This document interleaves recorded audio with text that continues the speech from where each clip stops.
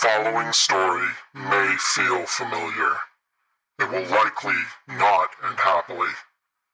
The people described will likely suffer in their desperation, but they will all be important before the end. Welcome back to the dark future.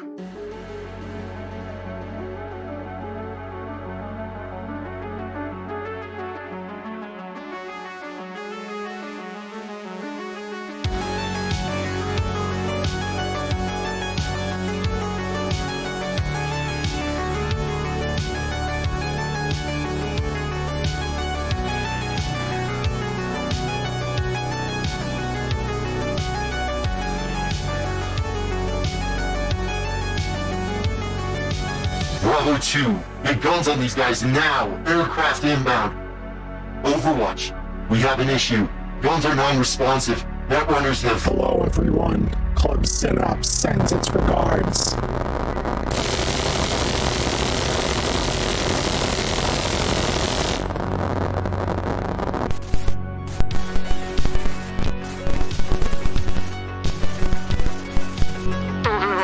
We're getting the same radio signature from an inbound AV. It matches the stolen warhead.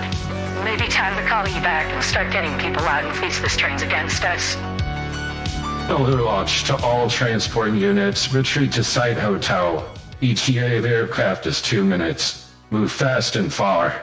Godspeed. And those were the last recorded words before a 10-kiloton nuclear warhead fell on the NorCal military base. In the 6 months since, cleanup has been ongoing, but the real victims have been the friends and family of those that died in the attack. The northern parts of Watson and New Westbrook have both seen radiation levels above background. Locals have reported upticks in cyberpsychosis. The group behind the attack, while suspected to be members of Club Synapse, has largely remained anonymous, and records that verify the true course of events that day have been difficult to locate. The club's proprietor, Rex Royale, has stated the claim in the audio recording from the base was a false flag to implicate his club instead of Arasaka operatives, which were known to be in the city at that time. Even so, the NCPD has greatly improved security between the combat zones and the Glen, including adding checkpoints on the edge of the old combat zone in South Night City, where insurgents have become more and more prevalent in recent weeks. Next, we interview President Elizabeth Kress at the NUSA and get an update on what her government is doing to restore order in the wake of the attack, and to cool tensions of a fifth corporate war on the horizon. Stay tuned. Now that we're all up to speed, let's get things started. Time for you to get my shit back so we can get on to some real work. Go make Daddy Paradox proud.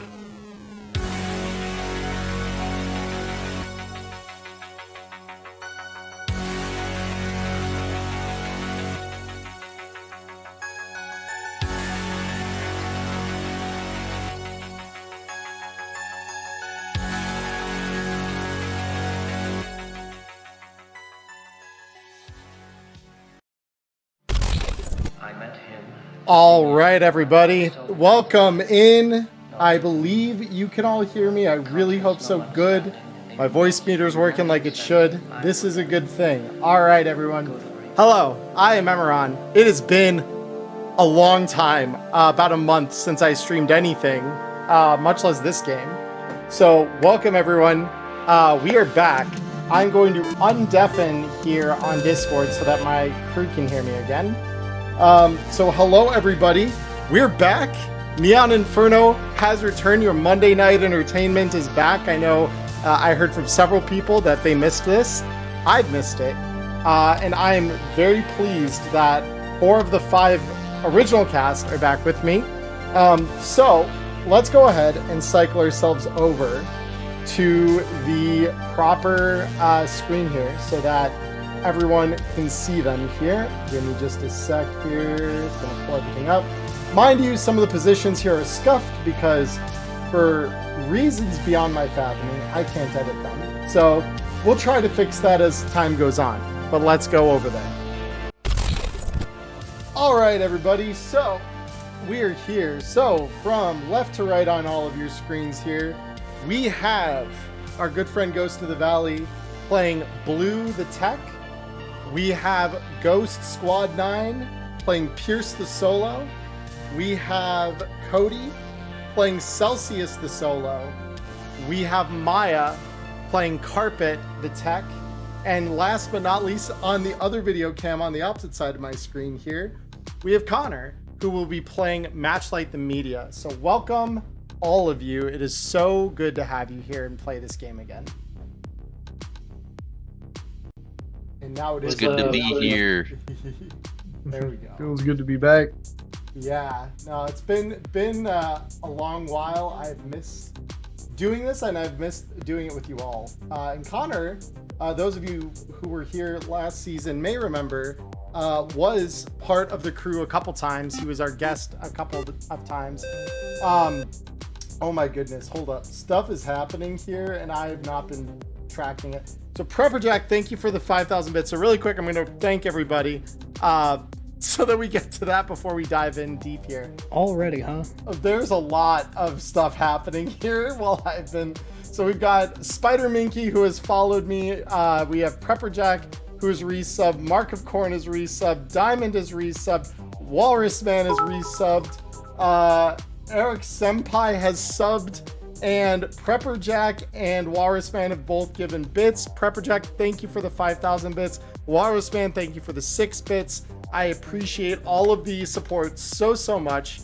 Thank you all very much. So let's talk about Neon Inferno Season 2. So it's been about 6 months, as the intro kind of talked about. So we got about a 6-month gap. A quick little ad from me to all of you. I will be finishing this up sometime in the next couple weeks here, but I'm working on a kind of an interlude in the form of an adventure pack. Those of you who are Cyberpunk GMs, it is written in such a way that they are like scream sheets, so that you may run through the interlude with your players. It doesn't have to be in the same world where a nuke has re-exploded in the middle of Night City. It can be, you know, following some other devastation that you decide what devastation you want in your Cyberpunk Dark Future. But it'll be a 5 adventure pack. I will be hopefully finish writing that before the end of the month here, so that you all can kind of read about some of the interlude events that have happened.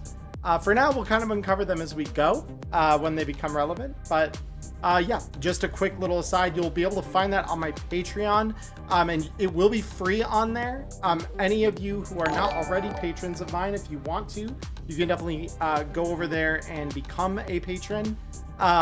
Any support helps. It'll get your name on the front of the videos here.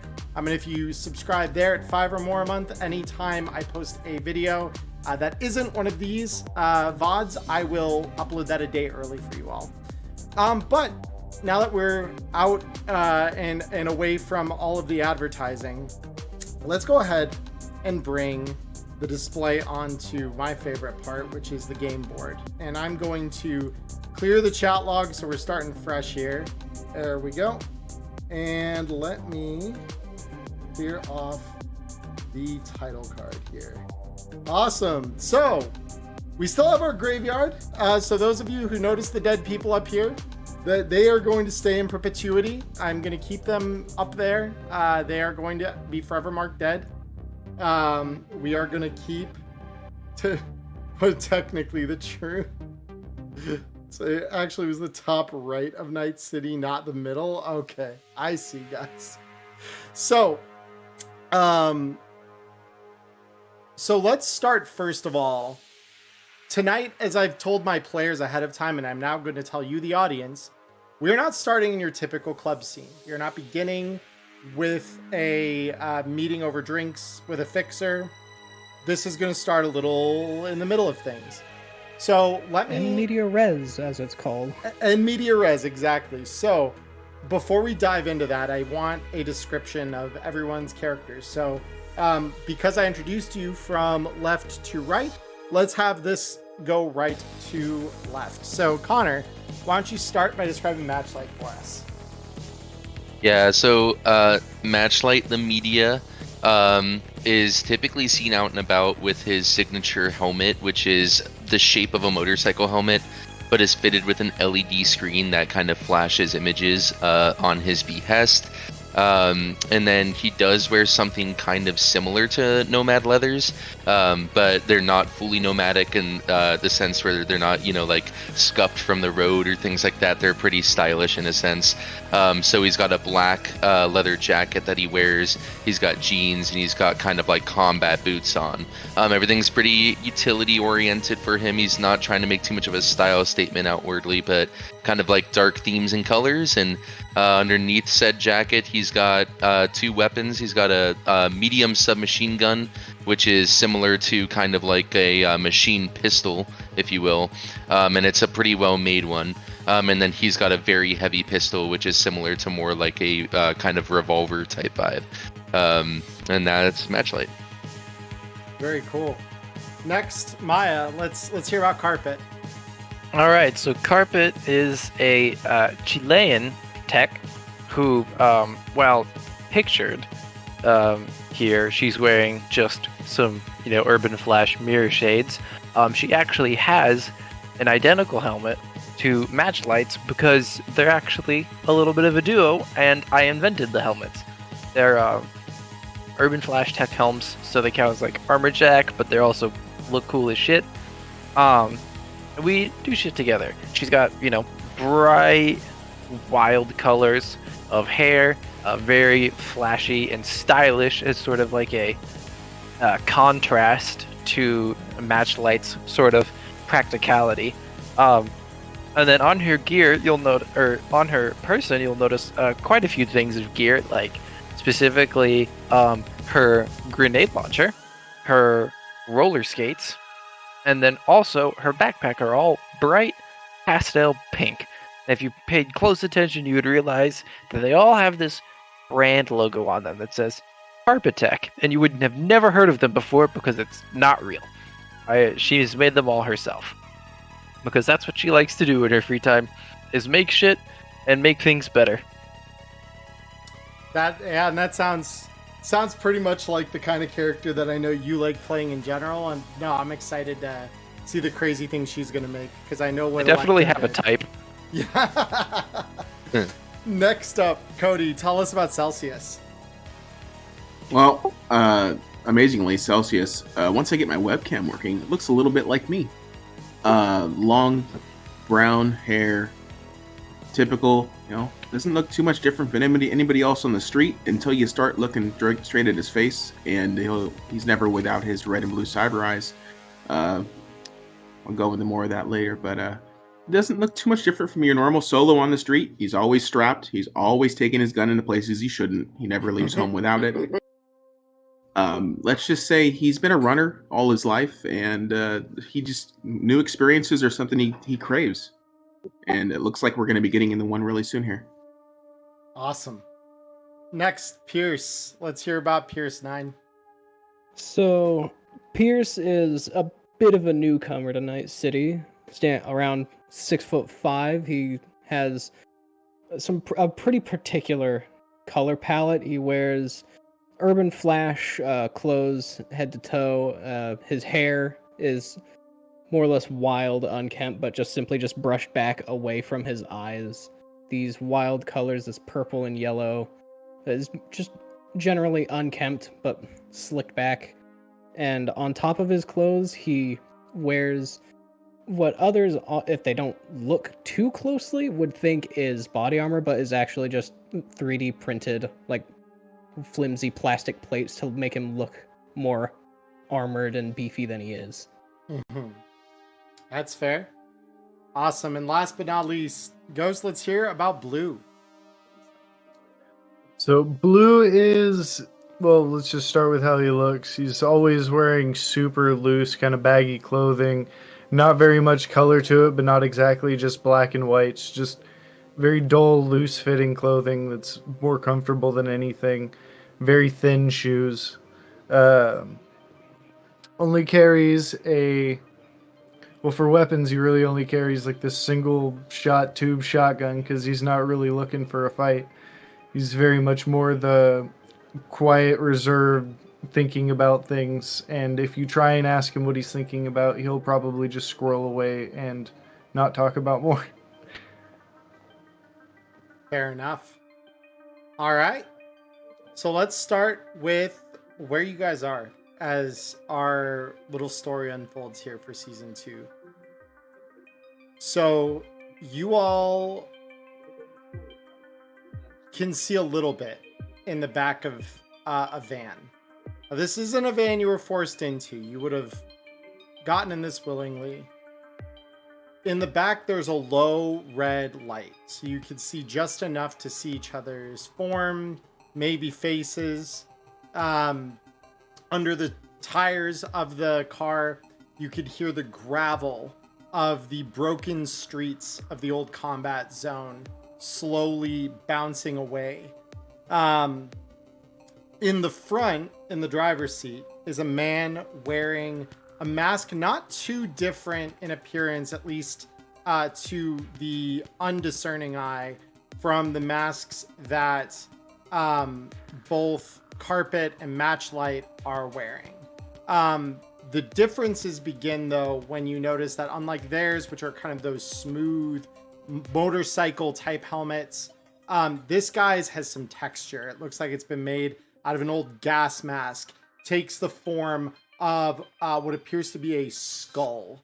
The eyes are lit up with a set of bright white diodes. Outside, you could hear the rain tapping against the metal and glass of the exterior of the car. And you can already begin hearing that very light squeak of brakes being applied. You feel the deceleration of the car, and the man in front simply looks back to you as the car finally rolls to a stop, says, "We're here. Everybody, make your last preparations. Need to review anything? Now's the time." So let's talk about the gig you were hired to do. In front of you, there is a dilapidated, what appears to have been some kind of old either office building or shop. It's not really clear from the outside which. All you could see is that the years have not been kind to this thing. It is very dilapidated. The concrete is kind of decaying on the outside.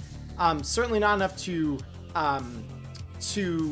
be problematic to the structure of the building itself, but enough that you definitely see the wear and tear. Now, with the fact that it is raining outside, it's kind of hard to see much beyond kind of the really obvious, which is the windows and such of this place are boarded. It does, however, have a small, seemingly makeshift fence comprised of traffic signs, rebar, and anything that realistically its occupants could find to stick into the ground and have it hold up at least half decently against resistance and the weather. So at this point, I will allow you all to ask questions, make rolls, etc. What are we looking at examining to begin with here? So, I'll just look up at the gentleman with the skull face mask and I'll just say, "What was your name again?"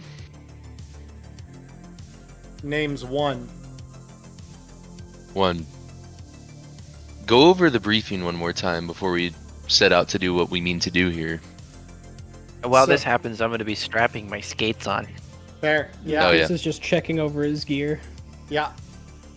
So one starts going over the briefing that you all would have received originally on your agents, which is his boss, Paradox, has hired you all to do something that sounds relatively simple, which is go and take his shit back from a booster gang that stole it.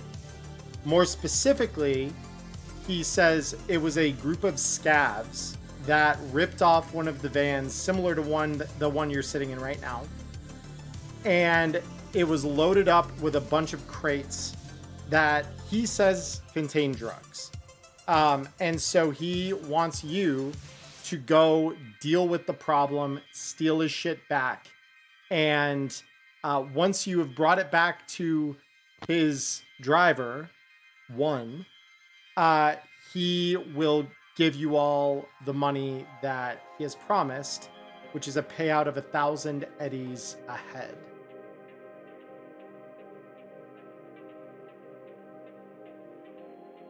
I guess while we're all loading our guns and everything, I'll just ask one more question, which is, your boss, why do they call him Paradox? It's not for me to ask questions of the man, but I mean, word is, guy lived a very different kind of life. Looked down from star scrapers, saw the little people down below. Now he's one of us little people, living paradox. Somehow got away from whatever that past life tied him to, but he doesn't talk about it really ever, and most of what I know about him is just a rumor. But he always pays on time, pays well, and well, sometimes that's all you need in the city. Keeps a roof over your head, food in your belly, and keeps the work coming.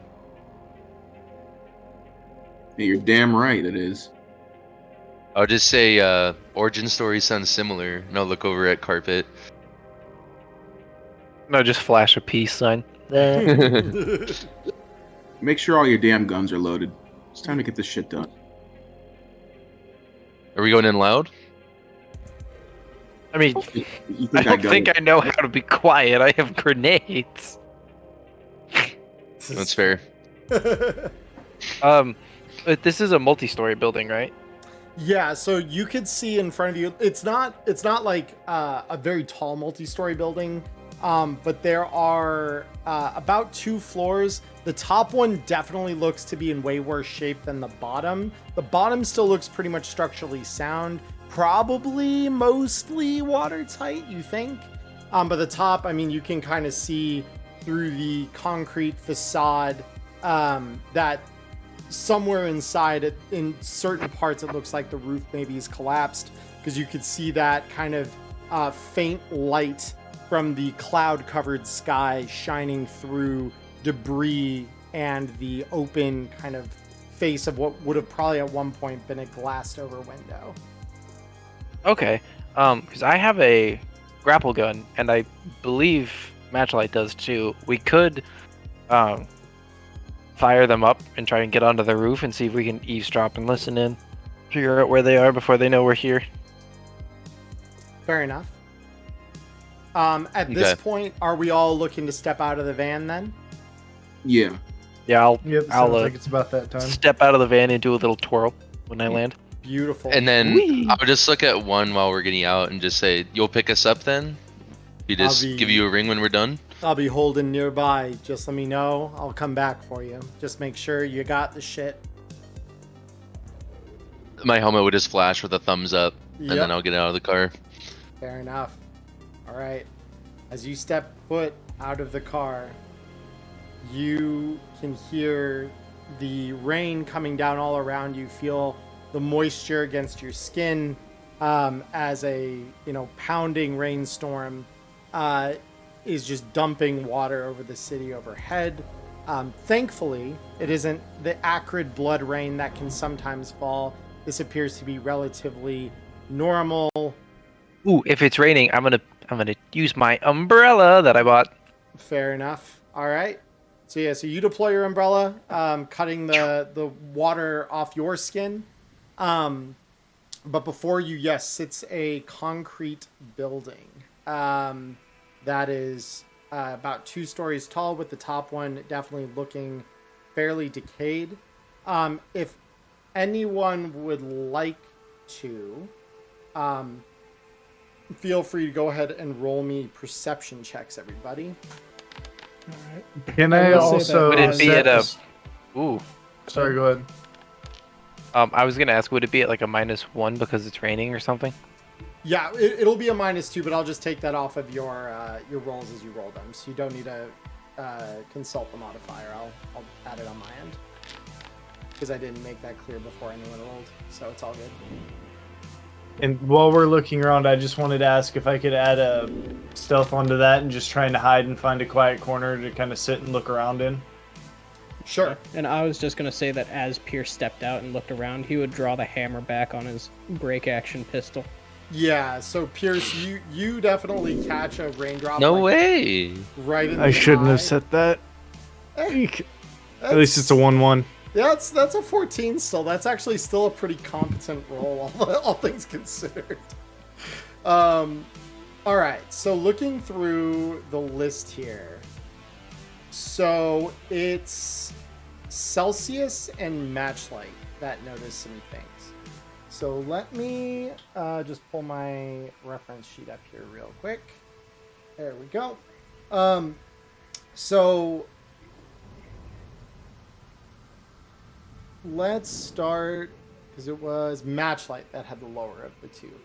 So Matchlight, you look over, and you can see that there are just kind of around the corner, you can see two, apparently they're guards of some kind, although they look like scavs. So they aren't looking like a corpo guard, which you've tangled with before. These guys look like relative small fry by comparison. But you can tell that at this distance, they are carrying some kind of rusted assault rifles. Like, they look like they've definitely seen better days. So these are poor quality assault rifles these guys appear to be carrying.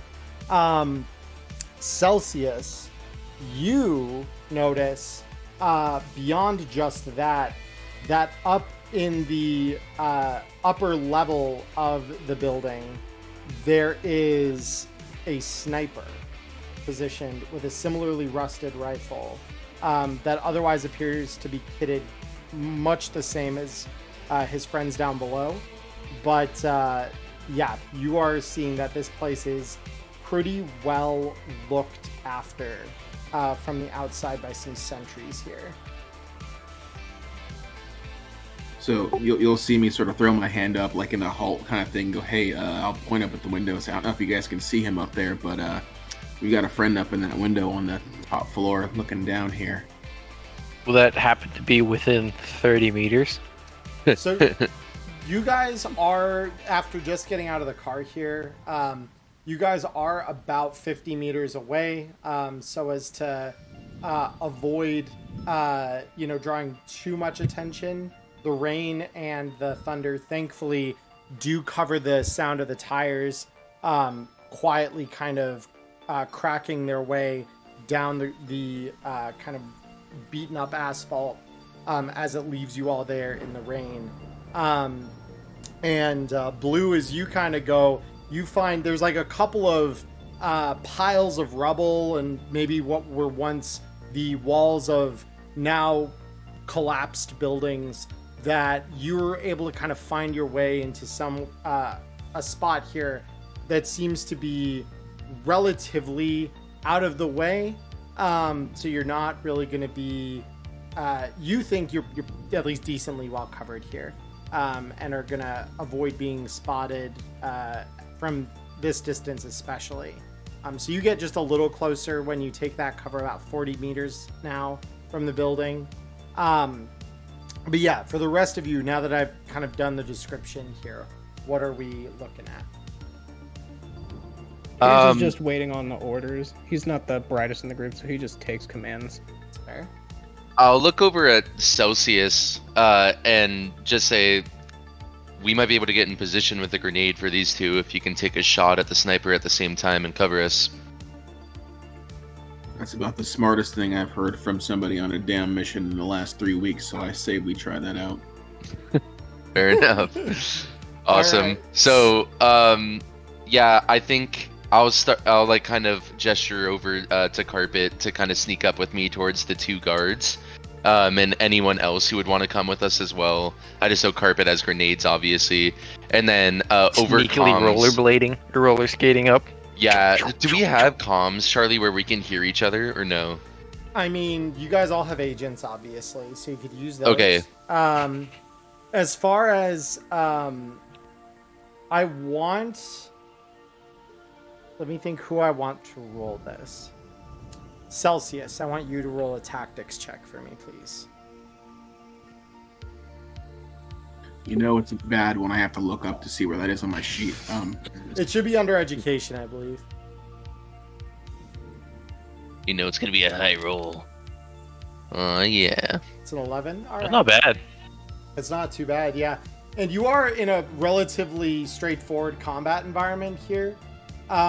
So given that you guys have kind of talked about what you're going to do here, Celsius, when it does come time for you to take your first shot, being that the others are kind of going to get up in place, I will give you a +1 to your first shot on top of any other additional modifiers you have. What's up? Yeah, and Pierce will just go with the other two as they get closer, just as kind of a backup. Fair. And Cody, it sounded like you were trying to ask me something. Oh no, I was just saying that was cool. I get the +1. Yeah, very cool. So, so the three of you who are approaching, go ahead and roll me stealth checks. And I will give you all +2s because you do have the rain helping you stay quiet as you approach. Wicked.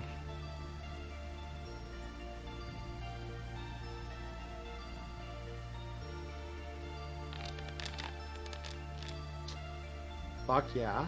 Awesome. That's... Woo! Let's go, baby! That's what we've been waiting for. The pop-off happens. Oh, God. That's actually incredible. I can smell my opportunity for gun fu. And Matchlight, was that with the +2? Yeah, I did put the +2 in there. Same with mine. I did not add the +2, so mine would be a 23. You'd be a 23. Okay, cool. Okay. Yep. Just so I know what numbers I'm comparing against here when we start getting into things. All right. I'd like to just also make the comment that I'm probably sticking to cover while I'm sneaking up here quite a bit. Yeah, as much as you can. It's not exactly the most like debris littered kind of expanse you're covering here. This appears to have been at one point in the past some kind of parking lot that, you know, has over time obviously had things pile up.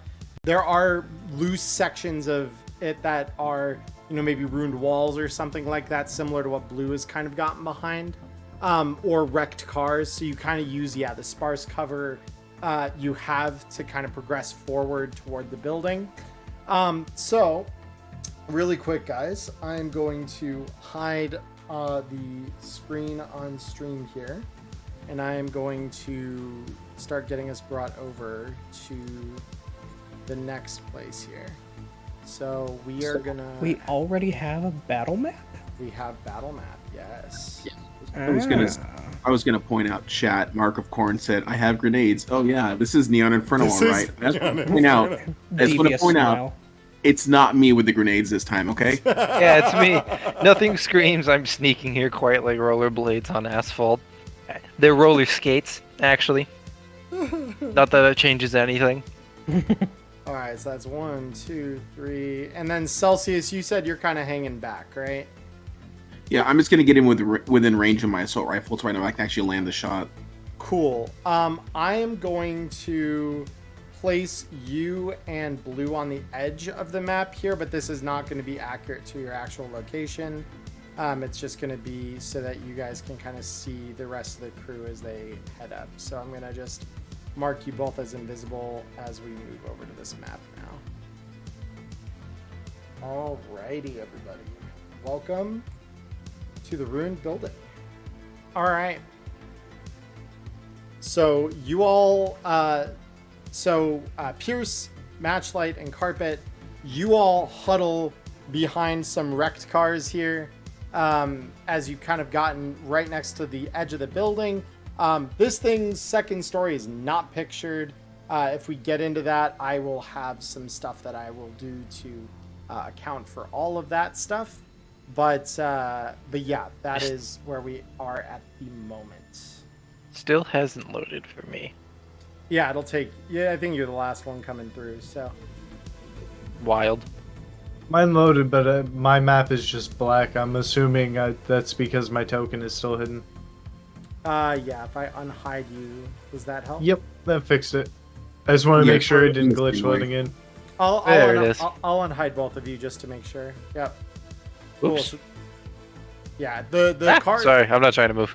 No, you're good. The cars don't have collisions, so you're good there. So with that, you guys have arrived here, and you can see kind of ahead of you here is like an old street light, and you, as you saw approach, as you were approaching, you'd have seen the guards around this corner over here. So that is what we are contending with right now.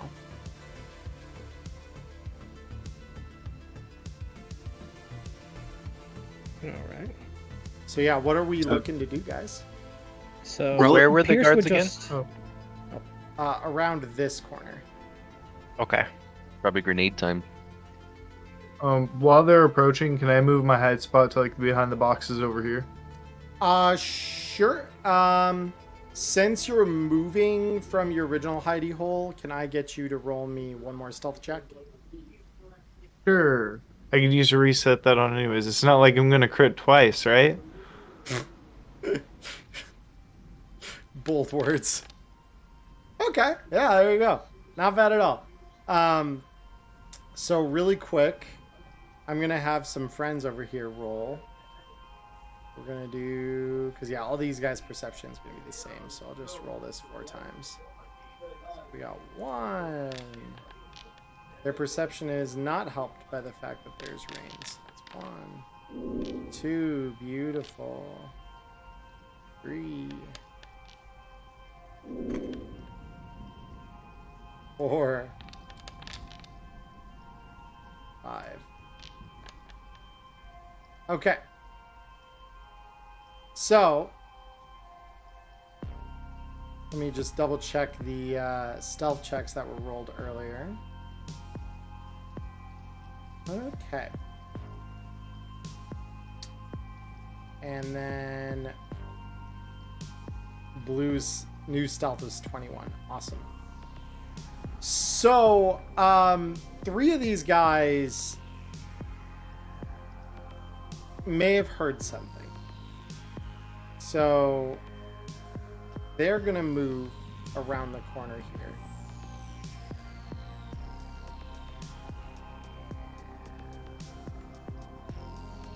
Or they're gonna try to at least, because I think they've only got move 5. 1, 4, 5.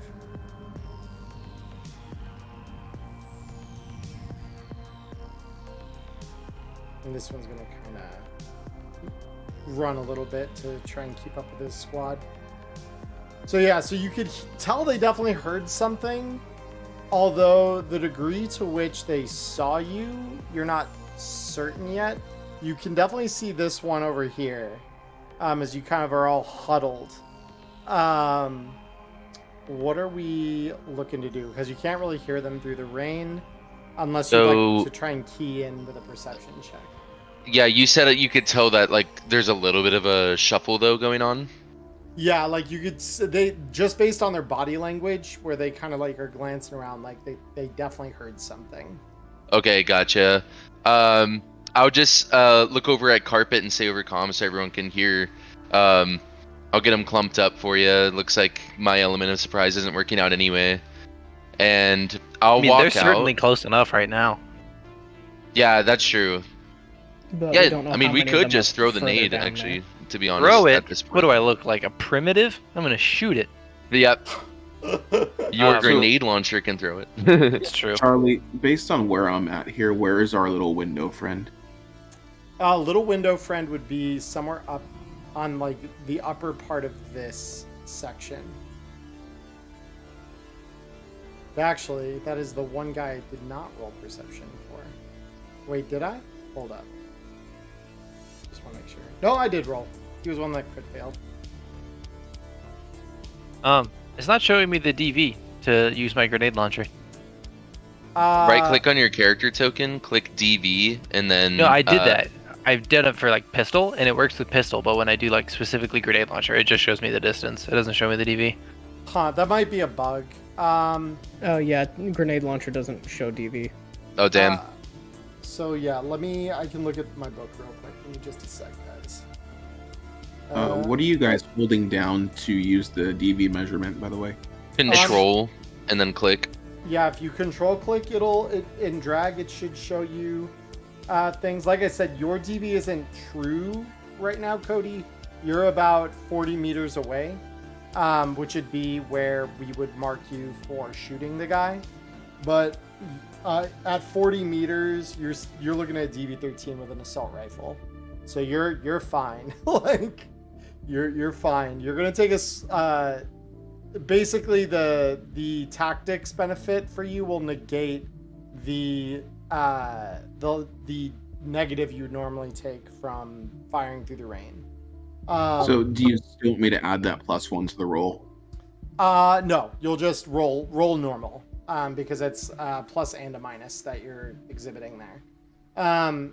As far as the grenade launcher DV, because the distance here is what for you, Maya? 26? It's like 26, yeah. So for grenade launcher, 26 meters, you're talking a 17. If you take like a step forward, you're looking at like a 15. Okay, so I will Can take a step forward, and then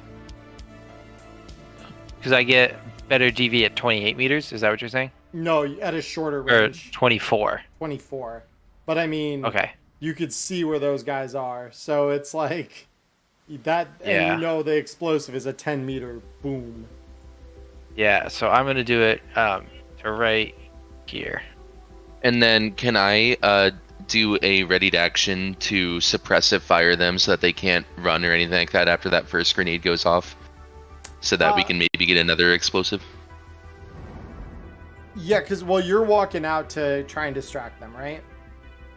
No, we kind of like I looked over at Carpet and Carpet was like, honestly, we're good right now. So Like, we're I'm good. gonna just exactly. I'm just gonna wait till she fires her grenade launcher and then I'll step out and suppressive fire so that they can't run Cool. after they get wounded. We will roll initiative to see where everyone lands. But yeah, I mean, provided that provided you're near the top of the order, you could absolutely do that. But yeah, we'll be rolling initiative because once that boom goes off, everyone's gonna know where you are.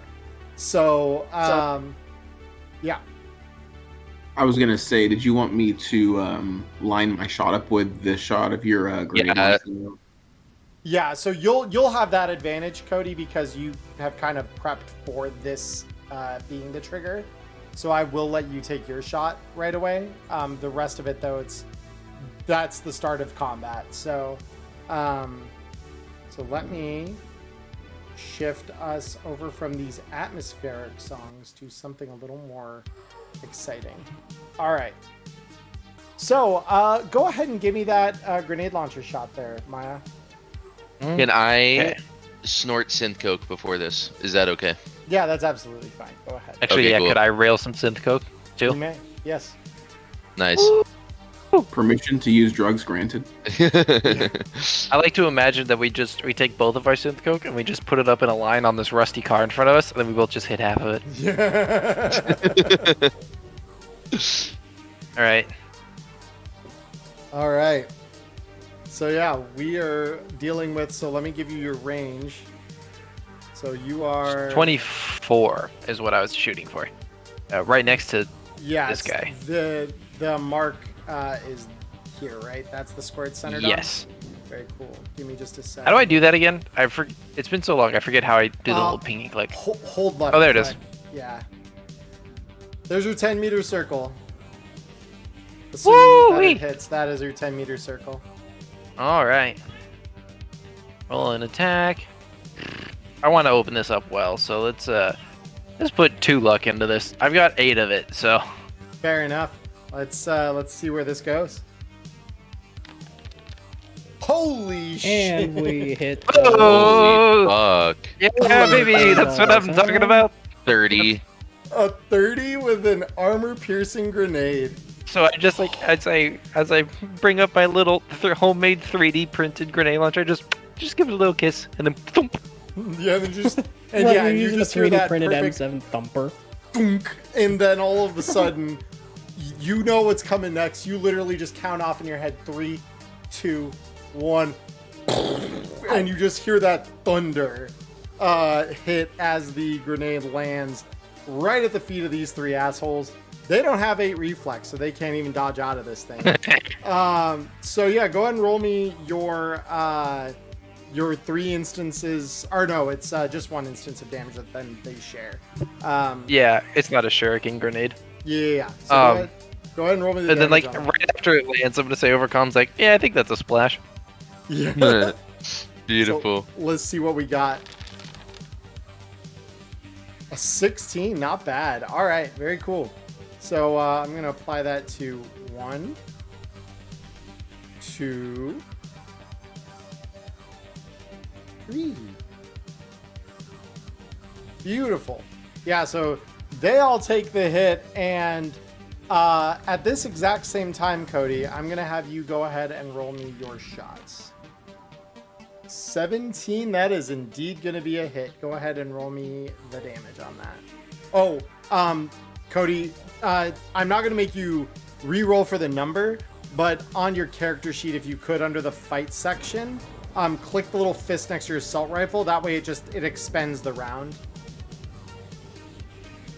Rather than My rolling bad. the It's been a few months. It has been. No, that's where I'm like, the re-roll here is, I mean, it's still gonna hit. Go ahead and roll me the damage off of that then real quick. Just click the teardrop next to the Yeah, no, I looked at it. I'm like, where's the damage Oh, button? it's so close to a crit. Oh, that was, yeah, it was very close. 16 as well, though. Not bad at all. All right, so I'm going to apply that to the sniper over here. All right. So now, everybody, go ahead and right-click your characters and mark them for combat. We are going to get initiative started. Oh, that's a good sign, too. Oh, baby, let's go. Oh my god. Oh my god. Third crit of the night, baby! Jesus Christ. All right, now I'm going to go through for the baddies here. It's alright. Canonically, this roll makes sense. I already popped a shot anyway. Also, does need to know, do we have tarot active? Is that a threat that we need to be aware of? Tarot is indeed active. I boy. need to locate my deck because this is the one thing I didn't put in this one. Oh, I see it. Hold on. We got it. It's right. Alright. Hey, listen, Mark of Corn. They're armor-piercing grenades because incendiary ones were too expensive. Incendiaries are the same price. Also, incendiary, It's either too expensive. Otherwise, my choice isn't justified. personally, I have bad experiences with incendiary. Alright, everyone. Tarot deck has been unboxed. Season 2 has officially started. Oh boy. Let's go. So, let's shuffle this bad boy up real quick. Not that we have pulled one yet, but when we do now, I can taste it on the horizon. fate is gonna happen at some point here. Yep. So that is situated right there in view of the camera for everybody. Let's begin the combat. All right. So unsurprisingly, based on the fact she rolled double 10s on a fucking 9 reflex, the only thing that could have made that any better numerically is a Sandevistan or Korenzikov. Literally nothing else would have made that better. I'm also on Synthco too. Well, yeah, that's what. That's what I mean. Like, mathematically, the only other thing you could have added on to that whole situation here is speedwear. Oh, yeah. Yeah, But you're right. So Carpet, you just thumped these guys with your grenade launcher. You basically got the initiative. What are you gonna do? Fuck it, I've already spent 100 eddies on these idiots. Let's spend 200. I'll do it again. You do it again. All right, let's see Do it again. Gonna keep this over here on the left, and then 22. Yeah, that's a hit. Roll me damage. Oh, you have a mag on this. Yes, I do. It's a crit. Jesus Christ! Tarot. Tarot! What the fuck? Holy fuck! Jesus Christ. Actually called it. That's crazy. I'm glad you took that break to grab the deck. Look, immediately after I ask if we have tarot on deck. Yeah, and we do. So let's find the first tarot of the night, shall we? We're going with Insta kill. We're going with Justice, guys. We've got Justice as our first tarot of the season. So, Oh, no. let's find out, what does Justice do, everybody? So, let's see. I need... The one thing is, I didn't pull the DLC up, but that'll only take me like 5 seconds. Okay, guys. Night City Tarot. We are looking at, alright, Justice. Justice is... here it is. The attack knocks the wind out of the victim. For the next minute, they suffer a -5 penalty to evasion skill checks when attempting to avoid melee attacks. They cannot dodge range attacks at all.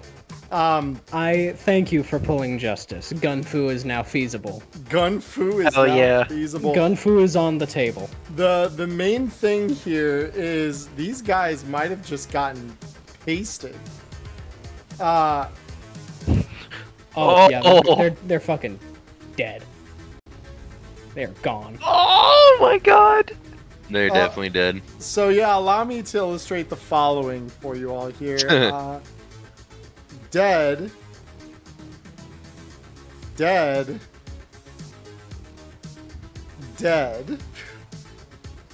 Just straight flatlined. Golly. Motherfuckers will permanently not be dodging shit. In addition, because of just how violent that explosion was, and the fact that it was literally placed up against this wall here, that first round was not enough to collapse the wall. The second one, on the other hand, causes this part of the wall to literally collapse. Smiles. So let me just make way where that explosion would have landed here real quick, so that you all know what is accessible to you now. As such, I'm going to have our sniper roll us a saving check here to see if they can actually hold their position on the roof as part of it literally collapses. Let's see, where's athletics for this asshole? They hold on, so they are able to maintain their position, but it's you're still done. In the first fucking official turn, you just flatlined 3 mooks. Holy shit! Oh, what a start! Welcome back to Neon. Wait. No. This can't be happening. Season 2, just like in Season 1, Episode 1 of both, we have tarot drawn. That's true. We did have a tarot in Season 1 we last We had tarot season, episode 1, Season 1. Yeah. Yeah. God damn. Yep. Well, and we don't even, Prepper, we don't roll the crit table if it's a tarot. The first time it would be a tarot. Tarots only happen once per session, though. So it's important to note, the party got the tarot this time. No one else can pull tarot tonight. So first tarot of the season goes to Maya. Congratulations. Golly. Maya. So, I am so happy I just fucking swan dived right into heavy weapons. Holy shit. that was Swan dived into heavy weapons. So the next up is Pierce. Pierce, what are you doing? We're at 1, 2, 3, 4, 5, 6, 7, and then I'm gonna run a little. 8, 9, 10. Okay. 11. And I'm just gonna hold here. Okay. All right. Next, we've got the first of our scav guards that is still alive. 1, 2, 3, 4, 5. And over the ruined fucking building, he sees you, Pierce. He's going to try and line up a shot on you with his assault rifle. So from this distance... Smiles. Dodge, please. Dodge DV16 is the DV. So you're dodging DV16? Yeah, I'm going to go for it. Cool. 22, yeah, you definitely made it harder. Fuck. Is it enough? No, it is not. Wow. All right. let's This start. always happens to me, by the way. It's not a crit, but it is painful. So, Yeah. wait, what? Oh, How's- it did the thing where it automatically went through my Oh, shield your again. shield. Okay, but that wasn't deployed, right? No, I didn't Hold up. expressly say it was. Let me revert that then, and I will tell it to ignore the shield this time. So shield no, confirm. There we go. 10 damage to you. Not the worst. Definitely not great, but not the worst. Claimed. Mine. Next up, blue. So the guy who's pretty much right above me, he's in the window, like a floor above me right there, right? Yeah, so he'd be like right here-ish at the moment. So yeah, if you like, let me do my little targeting circle for you here. Actually, I can just move the other one. So we'd be looking at like that would basically be where you're throwing if you're throwing grenades. Okay, because I was wondering if I stepped out and got like an angle to arc it in, is the window, does it look thin enough for me to be able to put a smoke grenade through it? Oh, easily. Like there's holes all over the wall and maybe even in the roof above you that you could maybe lop it through. So yeah, getting it up into that floor wouldn't be a challenge by any stretch of the imagination. That is the play. Time to field test these things. Oh, baby. 21. Oh, wait, hold on. I didn't mean to do that. I wanted to see how far you were from that. All right, 18 meters. So, table-wise... Like I said, I'd step out to get an arc out, so I'd probably be like that so I could actually get an angle and a hole in. Yeah, 14 meters. Okay. So at a 14-meter distance... Yeah, I mean, DV-15, you easily make it. All right. So, remind me, these things are basically smokes, right? For the start of the application? Yeah, it's basically if they spend their round in it, they're gonna succumb. Mm-hmm. Oh, so Okay. I want to get the fuck out of it, is what you're telling me? No, it's above you. So this thing It is? Okay. I Yeah, figured this- it would get mostly contained in that room and just kind of leak out the sides maybe a little bit. But Yeah, I yeah, figured yeah. Well, you'd be actually, I safe don't on have the to worry ground. about it because I got anti-smog on my helmet. Yeah, so you'll be fine. So what you all see is a cloud of like acrid blue smoke pop as this. Oh, grenade I get goes it off. now. It's I gonna would get say that better. out loud. Like, It's gonna I get it. better. So let me just make sure that I remember how this part of it works, because this is I think I remember where this is going. for duration, da da da da da. Oh my. Okay, and the DV is a 15. Oh my. Okay. So immediately from above you, you hear a round ring out. I'm gonna click this just so it spends the round. It is not aimed at any of you in particular. As a matter of fact, you hear a pop that sounds way worse than the standard bullet just ejecting as the gun that he's firing it from breaks. And you just hear, no, fuck, it's the demons! Ah! And he's just immediately freaking the fuck out. The grenades, for all of you in the audience, they're laced with blue glass, which is basically hyper LSD. So this is not gonna go well for this guy. He's like the CIA dude in the 70s, pretty much. LSD and everything.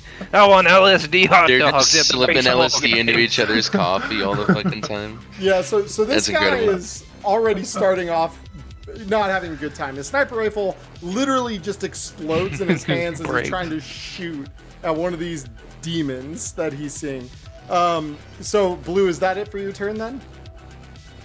Yeah, I'm probably just gonna lean back up against the wall and start laughing as I listen to him go crazy upstairs. Oh yeah, no, he's having a full-on schizophrenic break. It is not good. Oh God. So we are gonna remove Jesus. the dead Who combatant. needs a health pool when I start attacking Remove your him humanity? from... Well, he's not removed yet. He isn't removed, but the dead guys are. Matchlighter, we're on to you. Oh, sweet. Okay, well, everyone's dead. So, like... Well, everyone that you could see on this side. Of the Exactly, yeah. So from the sniper's nest, is there a way to get down into the facility of the building?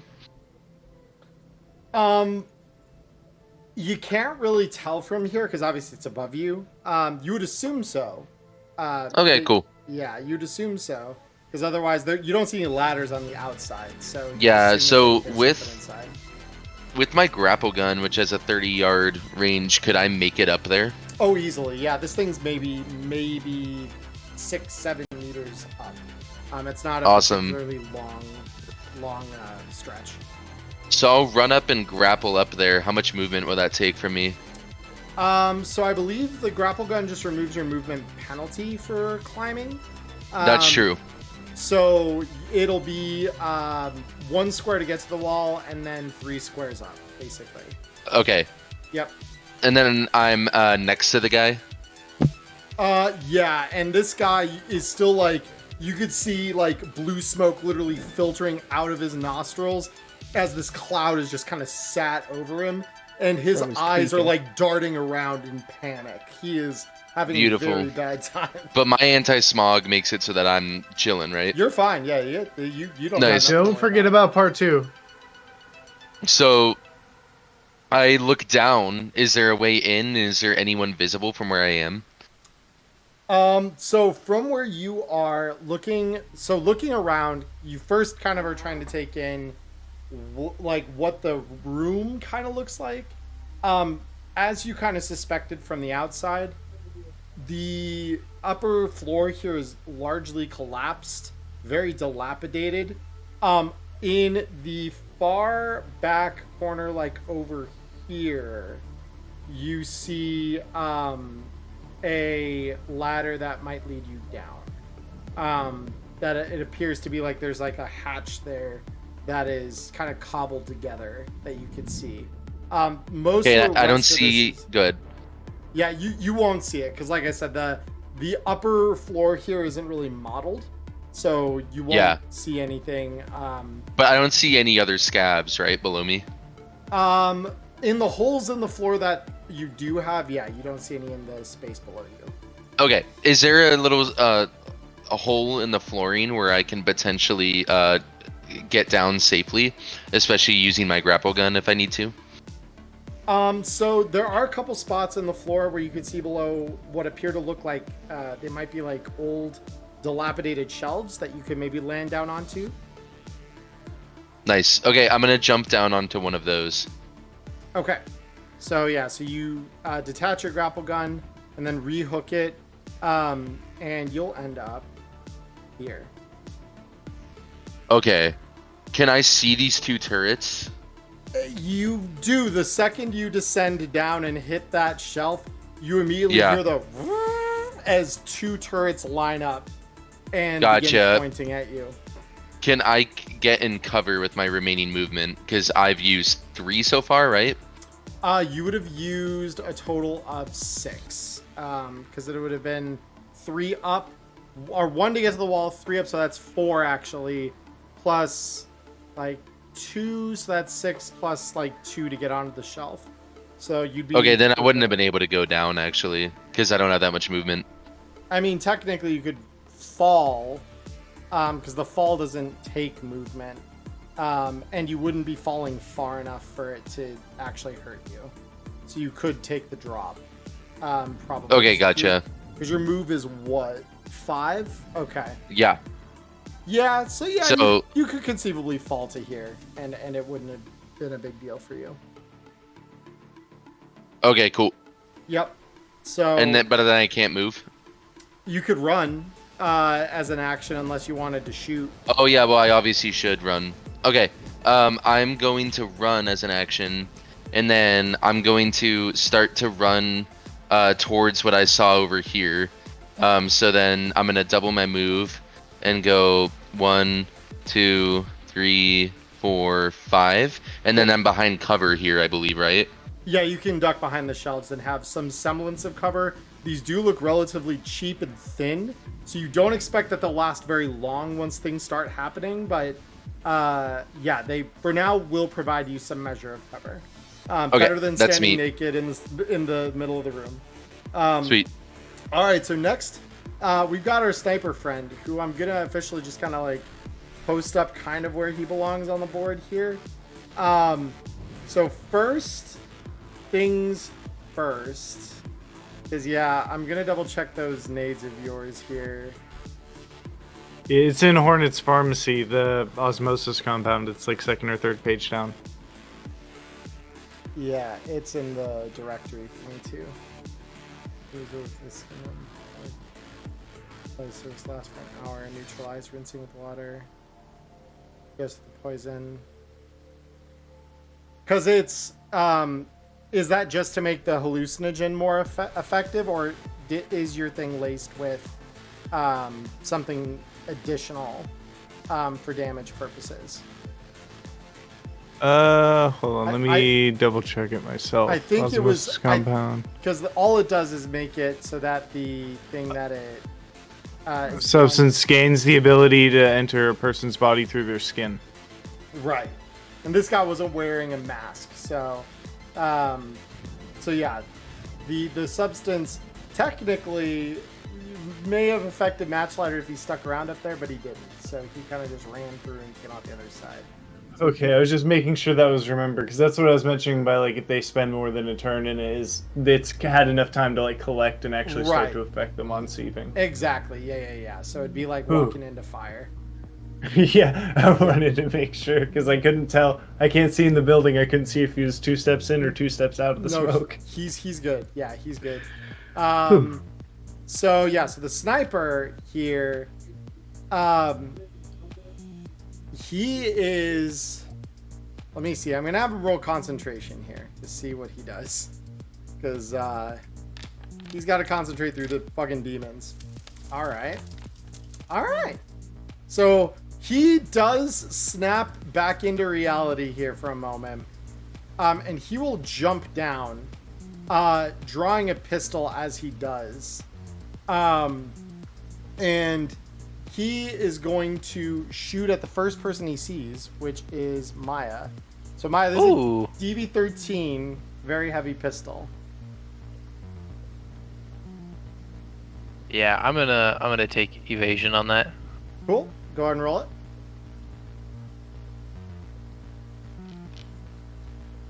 Well, should def. All right. Yep, that's gonna be a hit against you. So roll is not too bad. It's only a single damage that actually gets through your armor. And so this scav is literally gonna maneuver closer to you here. And that's gonna be the end of his turn as he gets behind the car here. Celsius. Alright, well I just saw him sort of take off that way. Yep. Can I see him through the window of that car? Kind of. It'll be a -2 to shoot at him. Although, like I said, your location is not accurate. You actually would still have an angle on him, and he doesn't realize it, like 40 meters away, because you still haven't gotten any closer. So I see. Yeah, you take a 40-meter range against him, and yeah, you've got clear line of sight to him. So you'd only take a -2 from the rain. Alright, sounds good. I'm gonna go ahead and pop him then. Alrighty. You said a -2 from the rain? Yeah, -2 from the rain situationally.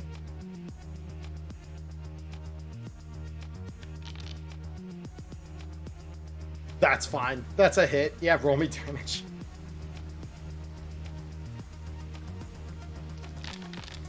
Holy shit, that's not bad.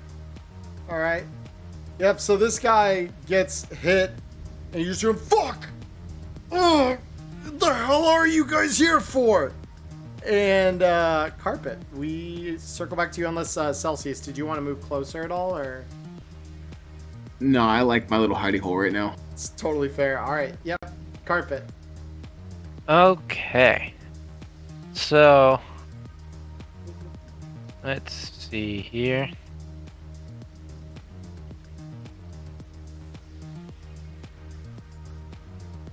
I'm gonna get the fuck out of here, because I can't shoot him without killing myself. Yeah, that's understandable. So let's see. Running, you go up to double your move, right? Yeah, and that's where Yeah. your skates actually give you extra movement. Yeah, so I get an extra 4. So I'm gonna go. Yeah, you get an extra 2, I believe it's 2 spaces worth of movement off of it. It's extra 4 meters, right?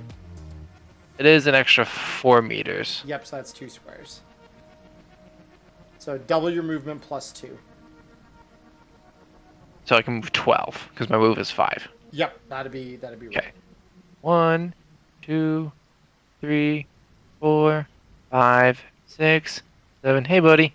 8, 9, 10, 11, 12. That might not have been a great idea. Pierce, we're Is on this to guy you. down here still alive? That's the guy that I have a vendetta against. Yeah, he's So, about to commit a war you're good. crime against this guy. Okay. Well, as long as you do that before he hurts me. So I literally just skate past you, and as I go by, I go like, "Hey, buddy." Yeah, so there's 1, 2, 3, 4, 5, 6, 7, and I'm blasting him. I'm not wasting any time with gun fu. Anyways, I started blasting. So anyway, I started blasting. All right. First round. It's a 22. Okay, yep, that's a hit. Go ahead, roll me the damage on that. That's not what you want to see. Not exactly ideal, but you know, it's still damage. It's It's done still damage, something. and I'm firmly between him and Carpet. Yep, this is true. Ooh, but I don't like that. Yeah. So this guy is going to look at you, and he is going to drop the assault rifle he was using before, and do it, draw buddy. his own very heavy pistol on you, and take a shot. This music is going so hard. Time for evasion, yes? Wait, he rolled a 1? Oh my god. So yeah, he takes a shot at you. Not only do you dodge out of the way, but you hear a similar metal ping as the fucking cylinder pops out and sticks. I'm sorry, but I immediately went to comedy where I see him draw, he pulls the trigger, and I just smack the cylinder and it comes flying out because it's so fucking rusted. Yeah, exactly. So next up, we've got well, he's gonna move back. He's gonna move 1, 2, and you see these other 3, 4, 5, and he's gonna like get away from the You door. can run, but you can't run. Next up, Blue, we got you over here. Alright, so step up, couple of steps, just try and shoot more over the hood of the car with the shotgun, try and hit him. Okay, fair enough. It'll just be 1 minus 2 since you're relatively close. I do have the specialize, Oh, the low light. so it's not the UV cloud. stuff. It's not the cloud that's affecting your vision here. In this case, the fact that you only have a couple of lanes of fire through the car to hit him. Even if you're trying to shoot over the hood, you don't have the best angle, so it'll be a -2 for that. So it's more the angle Okay. here. Yeah. I'll just take complex action for a -2. Yep, because that's basically what this is. Biome. Still a hit. Go ahead and roll me the damage. Let's go. Oh, that's pretty good. That is very good. Okay. So, What is that fire? Is that a shotgun? Oh, that's the Yeah. the slam fire? So you hear the tink of a pipe gun getting fired through the window of this car, and yeah, this guy just Christ. gets slammed with a slug.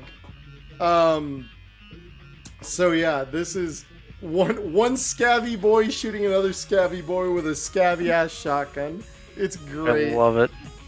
All right, match lighters. So, being that you're inside here, I need to check something here real quick. So bear with me just a sec while I do some tools, because I need to evaluate something. Because this is a blocker, and this is technically a blocker. Not that this affects your ability to see the ceiling, but I want to see if right, that one can't see you, that one can't see you. That one can't see. Yeah. All right, cool. So by ducking behind cover, you actually get out of the vision of these turrets to the point that they literally are unable to spot you. So you give yourself a round of peace from those. But yeah, go ahead. Awesome. So I'm just gonna say over comms, they got 2 turrets in good positioning towards the entrance. Watch your asses. And then I'll keep running through this double door, presumably, where I estimate the drugs may be. So 1, 2, 3, 4, 5, 6, and then can I open this door? Yep, just click on it. Nice. And it leads into like a 7. back room stairwell here. Gotcha. Yep. And then where are the stairs down here? The stairs. Oh, would I be, guess like, I don't know. Right behind here, basically. So. Okay, should I open this? Yeah. You can open it if you'd like. To see. Okay, cool. Boop. It's not letting me open this door. There it Yes, it is. My bad. Cool. So in here, this is where the ladder that you would have seen leading down from above comes out. So. Oh, this okay, is gotcha. Ladder room. This is stairwell leading down. Cool. So I'll just go towards the stairwell. Cool. Next up, we've got our scav sniper friend, who I'm going to make him roll resist drugs torture against the effects of the toxin, which are still in the air, and he does not roll high enough. So he is flashing out really fucking hard now. He's gonna move 1, 2. Let's see. Yeah, he's got 5. 3, 4, 5. And he's going to shoot at you, Blue, taking a -2 to do so, since he is not able to discern which of the things he's shooting at is you or one of these imagined demons he's seeing. Here, let's enhance that DV a little bit. 21. That's so funny. Oh my god. Nice. Hold on, let me... So I need Guys, I have an earth-shattering development that I need to share with you. I have ice cream inbound. Oh, that's incredible. Huge. Oh my god! Them demons They're are breaking fighting all back their hard. weapons. So fucking good. Them demons are fighting hard, bro. Yeah. Fuck you, Satan! And you just see the gun leap out of his hand in a similar Imagine fashion in his mind, he saw one of these demons reach out and crush the barrel in his hand. Oh no, in his mind, that's pretty much exactly what happens. The demon just reaches through the gun and grabs at him, and he just drops it in shock and terror. He is having a bad fucking day. Celsius, we're on to you. You still have an angle on this guy.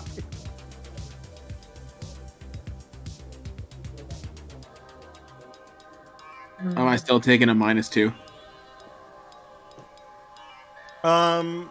Yeah, just from the rain, the distance for the rain. Because you don't have like low light IR, do you? I actually do. You do? Okay, actually, then yeah, you shouldn't have been taking it to at all because you can just see the thermal through the rain, so you're good.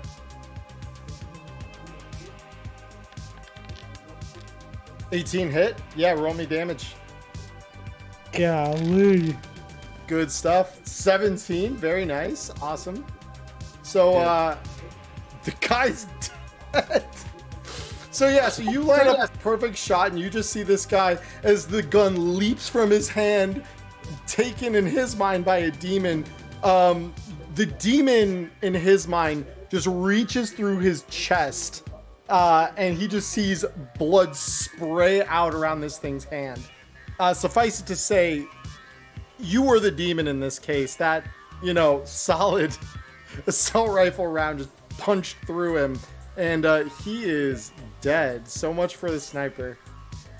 I'm sure there are plenty of scavs that have seen my eyes underneath my shades and considered me to be a demon.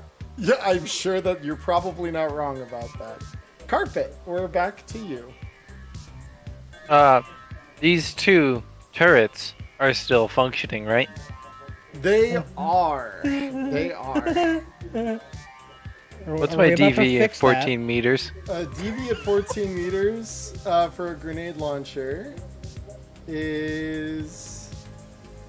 Let me find it.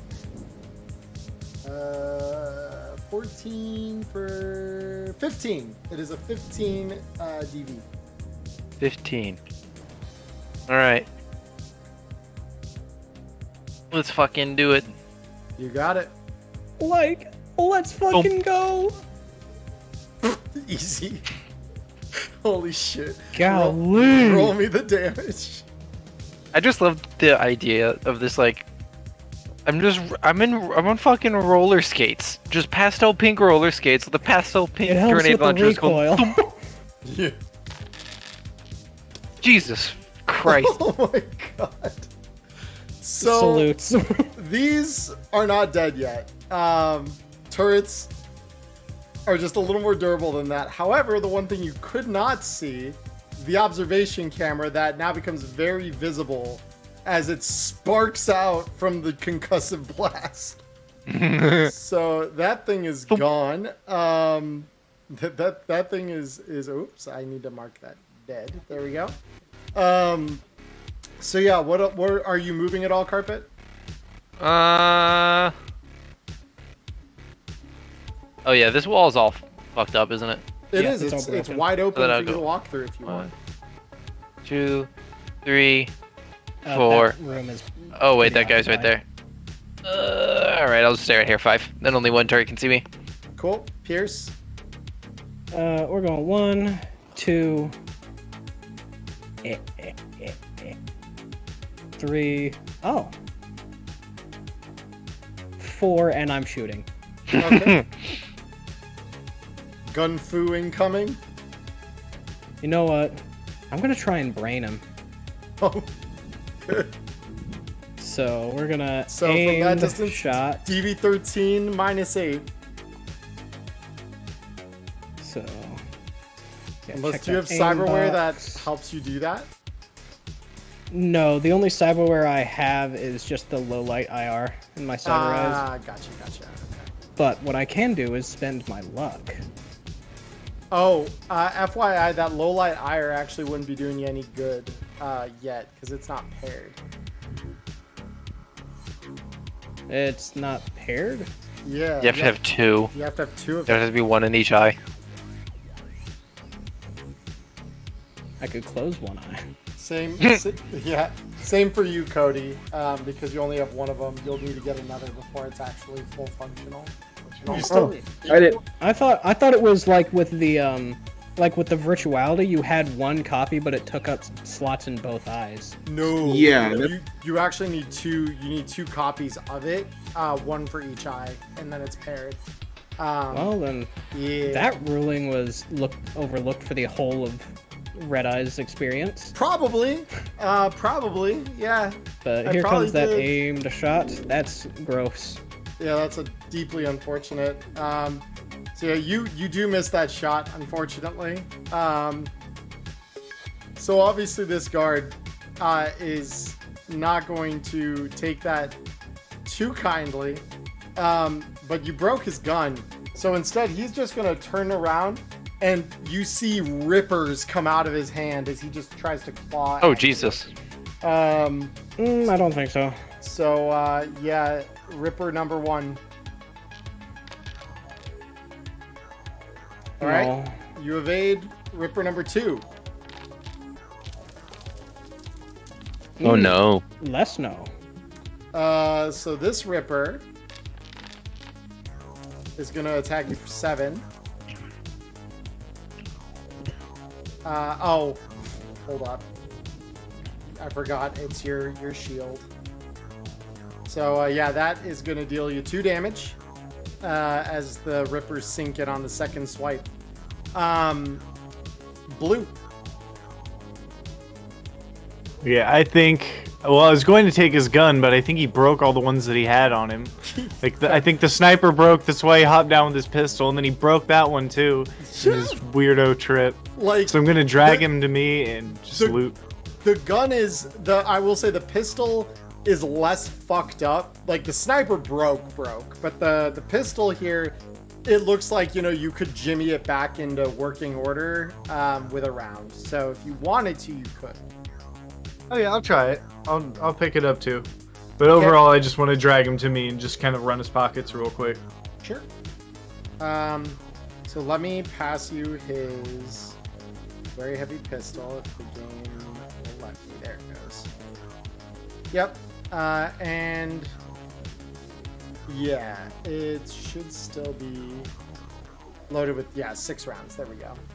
So you have that pistol in your possession.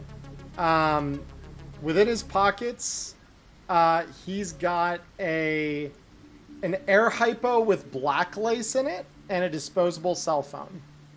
Ooh, Definitely love drugs in these parts.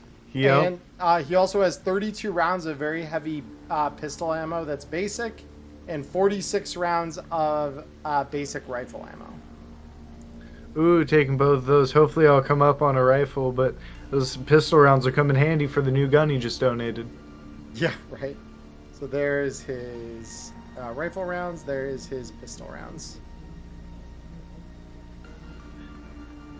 And I assume that's like all of my action and stuff, so I'm just gonna hang out here.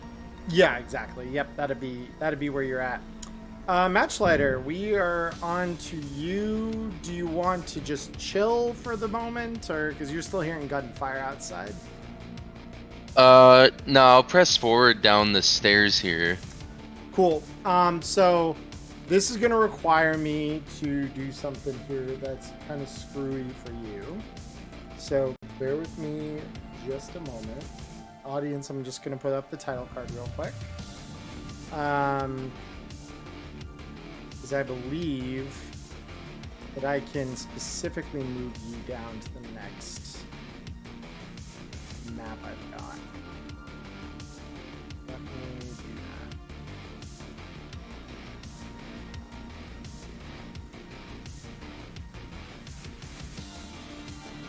That should work. And then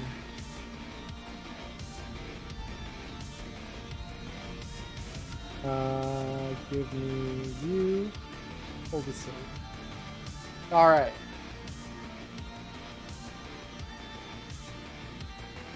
So is it telling you you're loading into a scene now, Connor? Not on my screen, no. Try that one more time. There we go. Okay, now I'm in it. Yep. Yep. So you come down to. Let me make sure that this is actually done right. Perfect. All right. So now, yeah, perfect. So you head down the stairway. This is gonna be your normal movement to do this because it takes about that long. Actually, no, it's probably more like your whole movement because it's probably about 3 squares per flight or half flight here. So you walk down and find yourself in this tunnel way. So audience, I will let you see this really quick so you can see what he is seeing. So you find yourself in this tunnel way leading out into some concrete, a concrete tunnel. Ahead of you, you see what looks like a dilapidated couch, but that is about it. That is where you will be for now. So Okay, perfect. I'm gonna, can I, start recording on my camera? Would that be okay? That would be an action. So like I said, to move down, it would have taken your whole turn. So that's, cool. Yeah, that's where you can come back that next turn here for you. Alrighty. All right. Ruined building, folks. So we now have you, Celsius. So what would you like to do? Okay, so if I wanted to actually get here on the map from my point, where would I pop out? Sort of where I'm at currently? So it'd be pretty easy for you to pop out here or here, because you're like kind of straight back from that whole triangle. Because your movement is what, 6? So you could get half the distance to like here.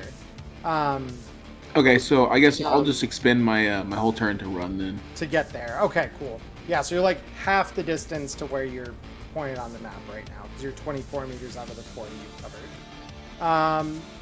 Next up, so real quick, I'm going to check some things. Yeah, that's kind of what I thought. Awesome. So Carpet, it would be your turn, except for the part where the turret that you tried to explode has a line of sight on you. Yeah. So it's going to fire around at you. What's the DV it has? It is going to be firing it at a DV. DV 20, I believe. Let me double check that. If it's DV20, I'm not evading because it is a DV 20. And then, yeah, I'm not going to evade. I'm not going to do better than that. Woo! Yeah, real close there. Yeah. The other one is going to fire at you, Pierce, because it is in line of sight to you. And it also has a DV 20. I'm staying put. Roger. Watch, this is where I get punished.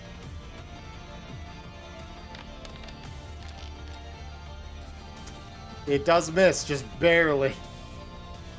Because it has to beat the DV to hit you. So, on that front, you're good. So, Carpet, we're now on to you. Okay. I have one grenade left. Not just in the magazine. That's it. I've got one grenade left.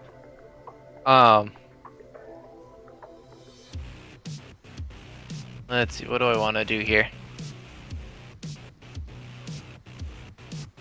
Since I didn't take the time to look for this, it would be okay if I don't know the answer. But did I see any of these three goons over here? Did it look like they had grenades on them?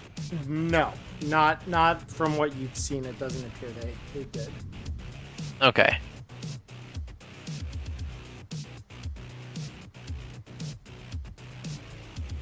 Then... And where are these stairs that Matchlight went down? Are those down here? Yeah, they're way back over here in the corner. Yeah, I'm not gonna make that in time. Alright. Fuck it. I'm gonna shoot right here again. This is my last grenade. Bet? Alright. So let me Boom. Well, Holy fucking shit. yeah, go ahead and roll me the damage on that. That's an easy hit. I don't even need to check that. Oh. Yeah, and so the turrets both explode with that last fragmentation grenade. Congratulations. and then I'm going to go 1, 2, 3, be in between these two. I want to search them, but if I have to use an action for that, it can wait till next turn. Yes, you will need an action for that. Yeah, that's fine. Then that's my turn. Pierce. Okay. Yeah, I'm blasting this guy. I'm not moving. Okay. And blast him. So I kept DV13. blasting. All right, yeah, that's 19. That is an easy hit. Go ahead and roll me the damage. Please, crit. No. But a 13 is still not bad. That is a crit, just not the one you wanted. Yeah, exactly. So yeah, it is still damage. Are you moving at all? No. Well, I'll go 1, 2, 3.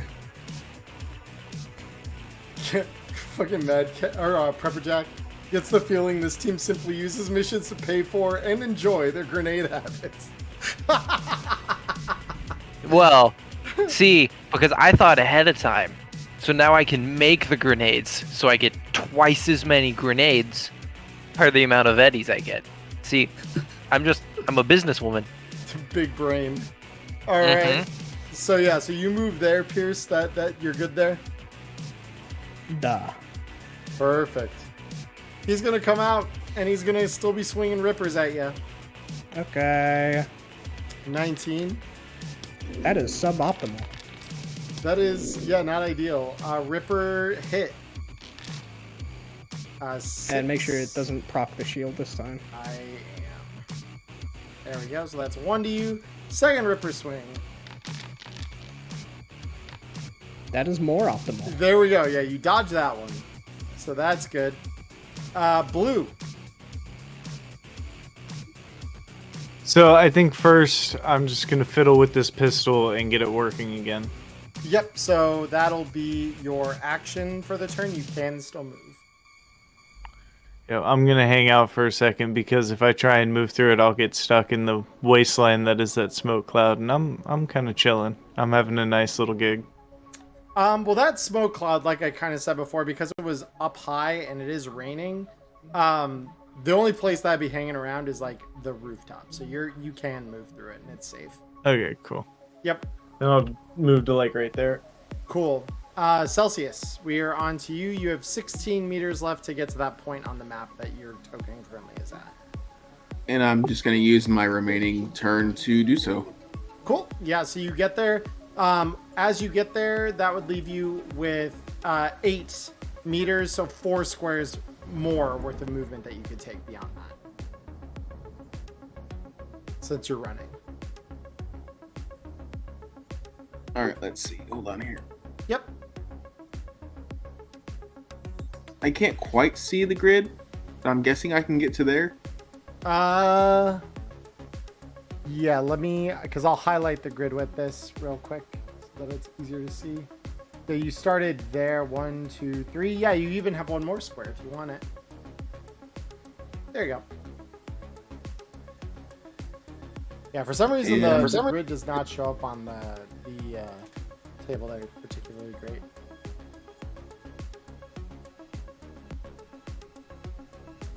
Actually, I can fix that. Let me...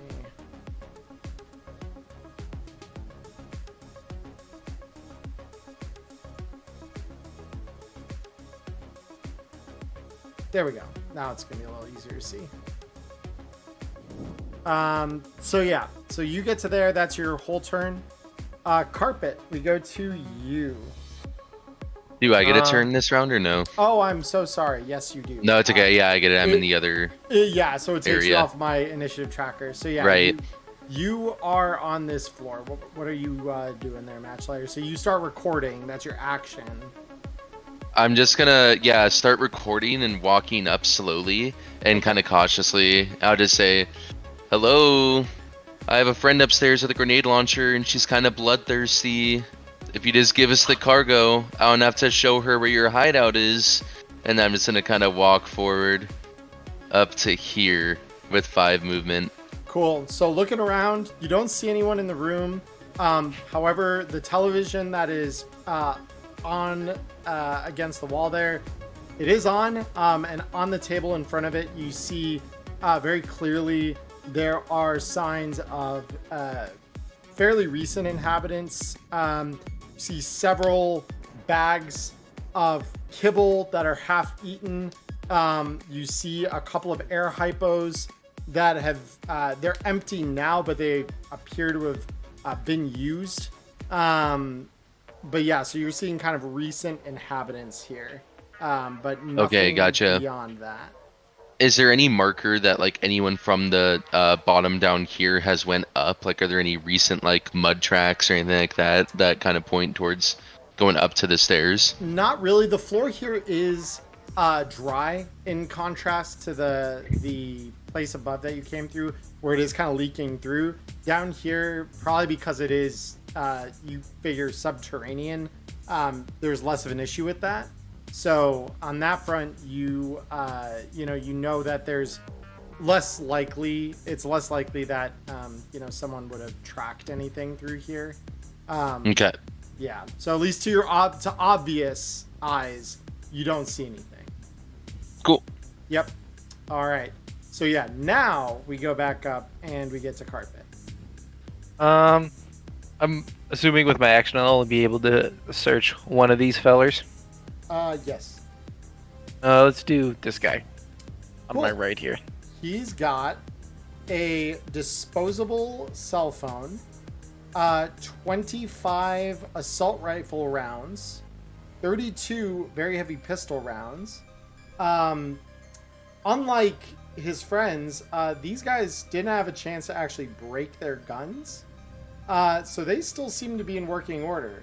So you see an assault rifle and a very heavy pistol, both poor quality, on this guy. Oh, and he's also got a air hypo with black lace in it. Okay, I will take the ammunition, the air hypo, and the very heavy pistol specifically. Okay, so all the ammunition or just the ammunition for the gun you're picking up? Actually, which is my handgun? Oh, my handgun and my shoulder arms are the same. All of the ammunition. Cool. So very heavy pistol, rifle rounds, pistol rounds, black lace, air hypo. And then, and you are there any like? You wanted the I'm cell sorry. phone as well, or? Yes, I'm sorry, I forgot about the cell phone. Yeah, you're totally good. All right, so yeah, you manage that. And then, are there some like rusty ass nails on the ground? I mean, if you pick around the ground, you might be able to find some. Yeah, like. Yeah, I just want to grab a couple rusty nails. Okay. Yeah. All right. Is that your turn? I'm gonna move up here just to make sure I'm in range of this guy to scoop some stuff off of him. Fair. Pierce. Second verse, same as the first. Fair Now, enough. this bro just put his ass in a car. It's 21. All right, that's a hit. And damn. Your damage has not been great tonight, unfortunately. It's that session 1 curse that I seem to carry around everywhere. That's You saw it. The very first roll I made was not good. Yeah. All right. Well, guess what? This guy's gonna be swinging at you with rippers. Perhapsn't. Perhapsn't. Damn. About that, rippers are gonna Wow. hit. Ripper's gonna rip. And there's my second evasion. Cool. Fresh out the gate. Thankfully, he, like you, is not rolling particularly high on his damage. And you do duck that second swing. So, good job there. Yeah, so he's going to just be chilling there, honestly. Blue. Okay, so I want to stow the pistol and keep my shotgun equipped. Can I reload it, or does that have to wait for another turn? So, I mean, the pistol... So if you want to full-on stow the pistol, that is your action, because storing an item is an action. You'd have to wait till your next turn, but you could still move. Unless you want to just drop the pistol there for later, in which case then you could reload, because dropping an item isn't an action. Well, no, I need to keep the pistol for later, because it would be nice to have 2 guns, because this one has to reload every turn, which is why I have to keep asking, because I have to space out like that, but yeah. Yep. And I wanted to note, because I went over the loot from the guy, I did want to take his black lace and the disposable phone that was found in the first guy, so I just handled that. I just wanted it mentioned. Oh, did you already add those to your sheet? Yeah, because you were saying in his pockets there was the air hypo, black lace, disposable phone, then the ammo, Yeah. and the gun. I mostly ask just to make sure I don't have to still drag them, because I forgot to do that to you. Yep. I'd just like to note things. You've already you've already 2, added them. 3, So I would 4, just delete 5, them. 6, 7, 8. Yep. Cool. Awesome. So yeah, then we will, to be in proper order here, because I know this is where you fit in. Matchlighter, we're on you. Okay. So I can kind of see a little bit into this room. So I want to know what's behind this room. So I'll go 1, 2, open, 3. Yep. Is that pretty much all there is to this room? Yes. So the crates are not like the stuff you kind of saw up in the storefront above. A lot of those crates were like largely ruined. These look new. These look Okay, gotcha. like they're in very good condition. Did one when he was briefing us give us any sort of like vibes of the cargo that we were looking for? What it would look like aesthetically or physically? He mentioned that it would be, drugs that you'd be getting. Beyond that, he didn't really give any clear markers. Okay, cool. You would have some files that Paradox himself would have sent you along once you had accepted the mission. So you do have some of that to go off of, though. Beautiful. All right, so pulling up those files, does this look kind of similar to the cargo that was described? No, it actually doesn't. This looks to be another set of boxes that they may have taken from someone else. Wow. Okay, I'm gonna walk up to one with some of my movement and crack it open and see what's inside of it. All right. So yeah, using your action to open, inside these, you actually find some NCPD uniforms. Those could come in handy. Yeah, that's true. I just kind of say audibly and very loudly again, like, dang, these are some really nice uniforms. I hope no one minds if I take them. And kind of look around while I say it. Yeah, no one. Okay, I'm taking them. Yeah, no one comes out to greet you. That's it. That's it? All right. Yeah. All right, back to you guys up in the rune building. Celsius. All right, let's see what's going on here. Cool. So yeah, you see Pierce toe-to-toe with a scav who has like his hands bloody from having broke both of his guns in the middle of combat. Well, I don't like him very much, so let's see what a bullet can do. Yeah, let's see what a bullet can do.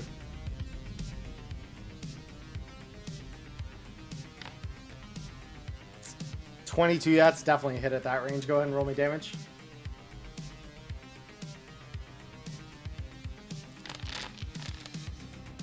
Holy shit.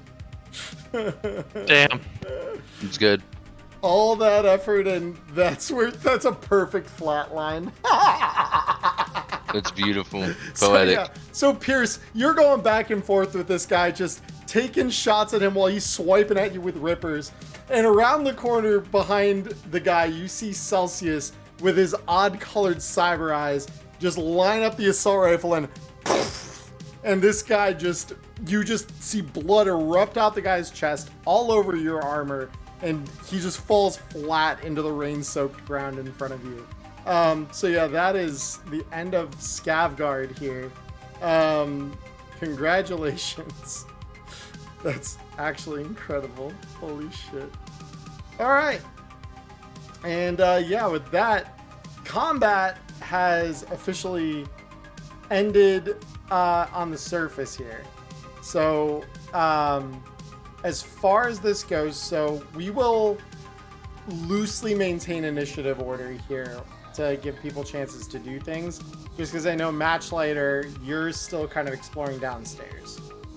So that could change things here. But so Celsius, you flatline a guy. So the next one in order here would be Carpet. So Carpet, you wanted to loot a guy then? Yeah, I wanted to loot this guy. He's got the same stuff as his friend did. Then I will take the same stuff. And So, then pistol, ammo, and drug and cell phone. yes. Pistol, ammo, drugs, air hype, Drugs. cell phone. There you go. Shanks. And then I'm just, because I'm autistic, the things that were doubled up, I'm just going to delete them to one and then just say that there's two of them. Yeah, totally. And then what I am going to do is I'm going to go one. Hold on. Is it 1, 2, 3, 4, 5, and start making my way over to the stairs. Okay. Just skating along. Shoo-doo-doo boop boop. Hold up. Cats are doing something. Give me a second. Classic cat. Yeah, they're doing a little war right now, and they're using a backpack I have over there as like a boundary. It's not great. So okay, so you move their carpet. Pierce, you're next. What are you looking to do as this guy gets flatlined right in front of you? Pierce is just gonna holster his pistol and just start walking towards wherever their rendezvous point is. Cool. So you know that you saw Matchlight kind of fly up and go in here, while you guys were skirmishing with these guys out here.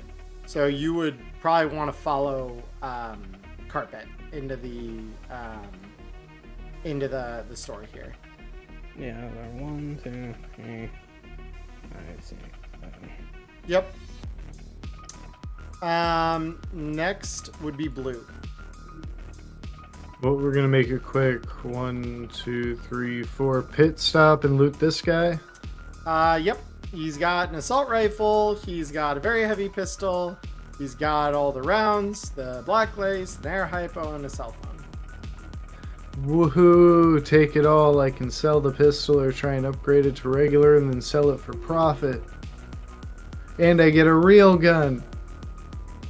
So yeah, there is your rounds.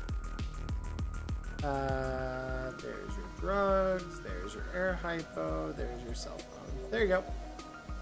Thank you. Yep. So you do that. 1, 2, 3, 4. Just because I still had a couple move left, so I can try and keep up with the group as much as possible. Cool. All right. So, what on earth are you cats doing? Stop doing war. I swear to God, I will come out there. All right. Next up, Matchlight. What are we doing down with these boxes here? Or Yeah, so I'm gonna, record that pretty good and well. And I'll actually open another one. Does it seem like that's kind of the trend here? Is that it's like NCPD uniforms? So the first box you open, definitely, like I said, it is NCPD uniforms. There's probably about half a dozen in there, and they're like full on, uniform shirt, pants. The second box you open is a series of blanks that appear to be like RFID blanks, like you would use on like an identification badge. Okay, so I'm gonna keep kind of filming that and just kind of like mutter to myself in the camera, like, what the fuck are you guys planning? And then I'll calm upstairs. I hear the shooting stopped. There's nothing much going down here yet. Feel free to join me. I'm on my way. Just got some projects I want to get done before I get down there. Fair enough. All right. So you're gonna kind of hang out here, Matchlighter. Do you want me to keep cycling past you then in initiative, or how do you want to do this? Yeah, however you would want to roll it. Sure. I mean, like, I can keep this loose initiative going until you're satisfied, because you're the main one that I'm worried about, because I know you kind of got active investigation you're doing. Yeah, I can just wait for everyone to get down here with me too, if that expedites things and makes it easier. So sure. Yeah. So last one in this current initiative round, and then we can kind of enter free roam then, knowing that. Celsius, you are the last one in this initiative round. What are you just meeting up with everyone there? Joining the crew and let's get a move on. Cool. So I know, Carpet, you said you had a project. What was the project? Yes. What I want to do is I want to take, basically I want to use the ammunition I picked up to improvise some grenades, because I'm out. That's what I want to do. So what I was thinking was taking like some sort of pipe, either from these very heavy pistols, because you know what happens when they misfires, they explode. So why don't I just get them to do that on purpose? And then like the rusty nails, and then the ammunition, and like using my demolitions techiness to try and improvise some grenades as I skate my way down there. Let me see how easy that is to do, because I think that still takes a considerable amount of time, so you may not have that kind of time right now. Because you would still effectively be making these. So let me check here. So maker, fabrication. So you would need tech plus tech skill, and then the time, because it's a premium item. Yeah, so to fabricate a grenade requires a day's worth of time actually working on it, because it's setting all the fuses right and everything. So even if you're improvising one, it's still gonna take you time. Damn. Yeah. Even if I were to like just plug the barrel of the pistol. I mean, you still need a fuse. You still need to measure the explosives. Because the thing is, if you don't measure that right, it'll just blow the gun open and not actually make it into shrapnel, which is really what you need it to do. So, like, you know that the measurements need to be still done correctly. Explosives don't. If it's a very spicy round and you squib the barrel, that'll take it apart very quickly. Yeah. In very many little pieces. You just want to treat it like a grenade, which is these are the ways this thing remains balanced. Yeah, that's fair. That said, if you're scavenging, I can have you roll me a perception check.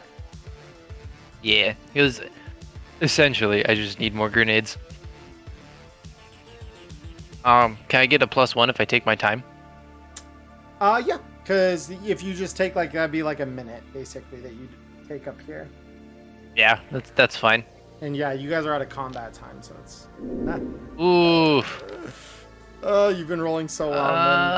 Then. Yeah. Can I use demolitions to specifically look for things that either look like explosive containers or look like improvised explosives to try and use a complementary skill?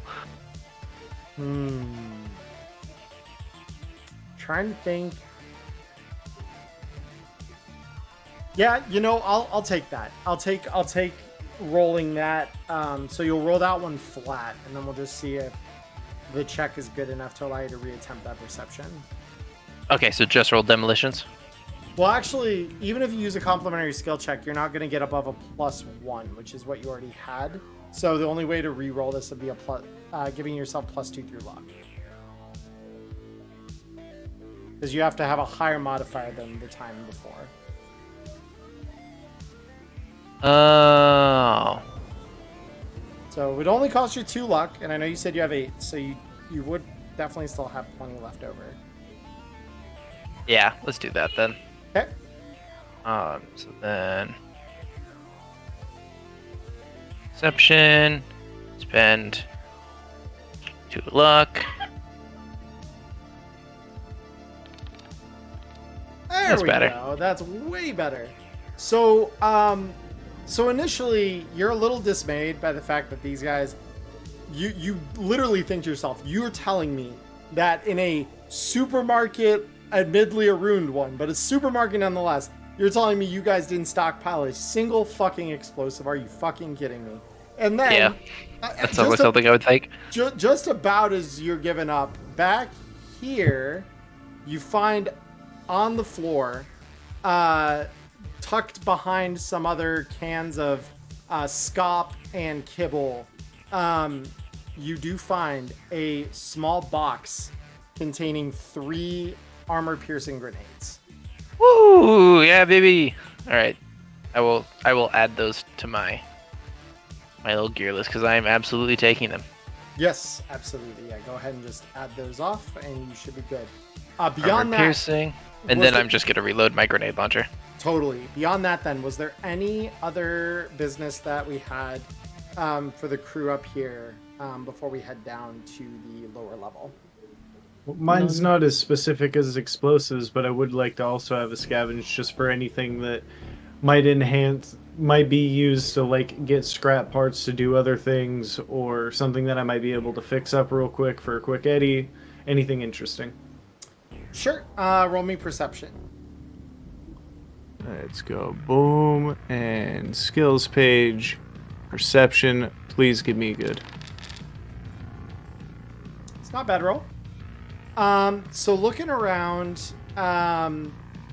you don't find anything whole that is, very clearly like high value. This is scab hunt after all. The fact that Carpet was able to find the stashed grenades is like a miracle unto itself, because this place does not look good. I mean, you can kind of see it on the battle map here. That said, you do find a couple of things that you figure you could probably use them as bits and bobs and different inventions, or to help piece together like the triggering mechanisms on guns or grenades or whatever. So you find collectively 100 eddies worth of scrap material. So you can let me see, because if there's not a clear item for like scrap, then I will make one real quick here for you. Awesome. Because I think that this is actually probably something we could do. Let's see, general gear, and then this is to add an item. Awesome. So we'll call this just gear. That's kind of what it is. Scrap. And then description can be used 1-to-1 as material. 1-to-1 EB worth of material in creating an item with. Oh, that's cool. So when I go to make something, some of the like cost to fabricate or whatever, it's basically like your credit toward it, so I don't have to pay so much out of pocket. Right, because otherwise you go down to because it's not hard to find the stuff you would need, but this way it's like a crafting item if you think of it that way. So I love that. Load scrap onto your sheet. So it'll just be under your general gear, and then I will add. So you have 100 of that. Nice. Thank you. Yep. But yeah, you find a couple bits and bobs around that kind of fill up like the negative space in your bag to give you some stuff to work with. What else have we got going on up here, guys? Anything else? That was it for me. Nothing from Pierce. I'm good. Cool. And then Ghost, you're good as well? Yep. Awesome. I will gather the 4 of you here, and I'm going to move you much exactly like that. So it goes Celsius, blue, carpet, and then we'll activate this scene.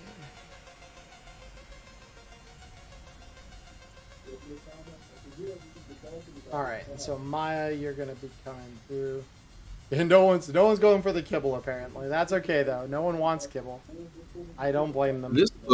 This looks vaguely familiar. Yeah, I wonder why it looks familiar. Reused maps. Reused assets in my video game. Reused. I don't know what you mean about reused.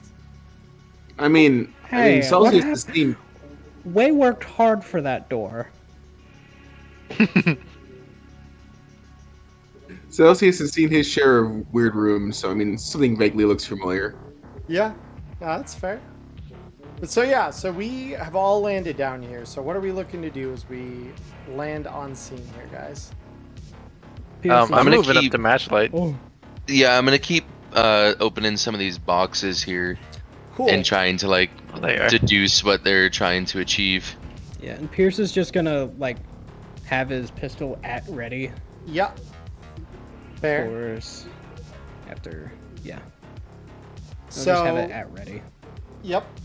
So in the boxes, so you find the couple that have NCPD uniforms. So as you've continued opening these, there are a few more containing more NCPD uniforms, and one or two others that are smaller containing these blanks, RFID blanks. The last kind of category of boxes here contains a variety of admittedly very poor quality, but they are, you recognize heavy pistols, poor quality heavy pistols that are specifically designed. They look like they're all 3D printed polymer one-shots, but they have been designed both in profile and texture to look, at least from afar, like a standard issue NCPD sidearm. So this set of boxes here appears to be someone getting ready to disguise a small group as NCPD officers. So as you open that, I would like kind of elbow you in the side and be like, that could certainly get us into some places. I nod and I just say, we need to find a computer so you can dig deep and see what the scavs are planning with this. There's got to be a story here. Is there anything to these barrels right here? So those, go ahead and Carpet, since you're down here with him, I'll have you both roll me basic tech to kind of identify these. Because initially when you glance them, you're seeing what at first appears to kind of be like chemical gibberish along the side of this, along with your typical kind of like warning labels and things that you'd find on chemical Oh, that's not good. prints. Not ideal. But it's still a 15 with your field expertise. So Yeah. Carpet, for you, this isn't actually, even with that one, this isn't actually that hard. I'm So like, Matt- man, I don't know what the fuck this is, but I still have a good idea of what the fuck this is. Yeah. So Matchlight, you're kind of looking at this, and yeah, this shit looks like the scrawlings of like a mad wizard. It is just gibberish. It means nothing to you. The ingredients, you have to question if they're even in English. For you, Carpet, this makes a little more sense. So here, these are barrels containing several chemical precursors to black lace. So these appear to be some kind of barrels containing the precursors to make drugs. Okay. So yeah, I'd be like, oh, wait, I know what these are. This is how you make black lace. Blue's ears what's up? perk up. Yeah. Yeah. Actually, yeah, I'm assuming we've all worked together at least once or twice, so I'd call you over and be like, hey, Blue, come get a look at this. And I'd be like, how much black lace do you think you can make with this shit? Can I try to determine? Yeah, go ahead and roll me your field expertise basic tech. So just roll my basic tech and it'll add field expertise to it? Under your role, there's specifically, you click on, there's fabrication, field, invention, and upgrade, and you click on that, and then there's a little drop down where you pick what kind of tech it is. Oh. Yeah, and though then you basic don't- tech. Though you don't have any field expertise, but yeah, you'd still be able to roll it like that. So Which is actually Okay. really interesting because the drop down for field expertise includes forgery, paramedic. It's still about drugs. Oh my lord. Hell yeah. Wow. Tech so, supremacy. to a normal tech that, you know, like maybe didn't dabble in drugs nearly as deeply as you do, this is still a sizable quantity of precursor. Like, you figure you probably got enough to make a good 6 doses or so of Jesus Christ. of black lace, and that's if you're an amateur, and you are not an amateur. You think, well, yeah, you could use this to make black lace. Your mind starts jumping to the other kind of chemical reactions, though, you could do with this. And it quickly occurs to you that, like, if you use this right and you have a high efficiency process, there's a bunch of different poisons and pharmaceuticals you could make with this. So this would, for you, count toward 10 uses of chemical synthesis. Whether that's for pharmaceuticals, if you sell it to a med tech, this would allow them 10 attempts at pharmaceutical craft. Or for you, it would allow you the same 10 attempts of crafting doses of other street drugs. And depending on the street drugs, this is 100 eddy attempts, basically. So if the stuff you're making is worth less than 100 eddies, the effect multiplies. So this is like 1,000 eddies worth of precursor for a bunch of different drugs that you can make. Damn. Who just has this Yeah, that's shit-eating very good. grin, and he places a hand on one of the barrels and just, man, screw how much black lace we could make with this. Do you know what else this could make? And he just kind of looks back with a smile. And I respond, no, but I'm assuming you do, which is why I called you over. And then I just clap you on the shoulder and be like, I don't need it, so it's all yours. All right, so I am going to create yet another item here for us called Chemical Precursor. And then I would like to, sorry, I'm not trying to interrupt. I just want to You're fine. snag one of the uniforms and then one of the RFID blanks. Oh yeah, while you're adding stuff to sheets, I do also want to pocket one of those blanks, because I feel like that's just going to come in handy one day. Not the uniform? I don't care about the uniform. Sure I can enough. get that other ways, but like secure RFID badge, that goes in the pocket while I have the opportunity. Assuming they're real, that is. Actually, could I inspect it while I grab one and see if they're actually legitimate, like, counterfeits? Give me just a second. My understanding, or my assumption would have been that they're not actually programmed to spoof, like, NCPD security things yet, because they're blank, but that's what they were going to be programmed to be used for. That was my assumption. Yeah, I figured the blank part was just the name and the face on them, but they come in that package like that because they all have to be cleared, was my thought process. You could be right. I might have misinterpreted what I meant by blank. So yeah, I will need you to run back by maybe, because I'm assuming you're gonna take. Are we waiting till we're leaving? Because these barrels are kind of large, so to get them out, you're probably gonna need to work at it a little bit. Just put 3 55-gallon drums in your carry-all. It says carry all, so Yeah, just put a full ass keg in your backpack. It's fine. I'm just gonna tip one over and start rolling it. It'll be fine. Don't worry about the stairs. They go down on the way out. Yes, jeez. They go up on the way out, actually, but that's fine. So with that said, so you guys are looking at these RFID tags, and run it by me one more time what we're looking at doing with those. I wanted to see if they are basically, like, if they would pass a scanner, if they look legit enough to actually pass. Like, are they blanks that fell off the back of a truck on their way to the actual precinct, or are they counterfeits, like somebody made them for this group?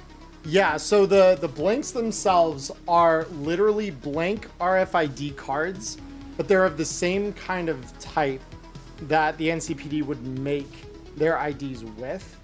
So even just like a cursory glance, like you can't visually tell any difference between like these and one that an actual officer would carry, save the fact that these are completely blank. They're just a white RFID card. And without scanning it, you wouldn't be able to tell if it's got anything loaded on it already. But there is at the very least no printed information on it. Okay, then I'll take a couple so I have one to play with. Sure. Let me see if RFID is a... No, it is not. I'm making another item, guys. I'm already 3 items deep into our first session. Let's go. For the uniforms, do you want me to just like, I could just add like generic chic tops and bottoms to my clothing and then just like change the name to be NYPD uniform? Yeah, that works for me. Absolutely. Okay, 'Cause I'll that's- just do that for you so that way you don't have to add even more shit. I appreciate that. Yeah, because that's effectively kind of what that is. So that'll work. And then gear, we're talking, these are RFID blank. The fun thing that these can be used for, though, is that obviously you can use these with forgery.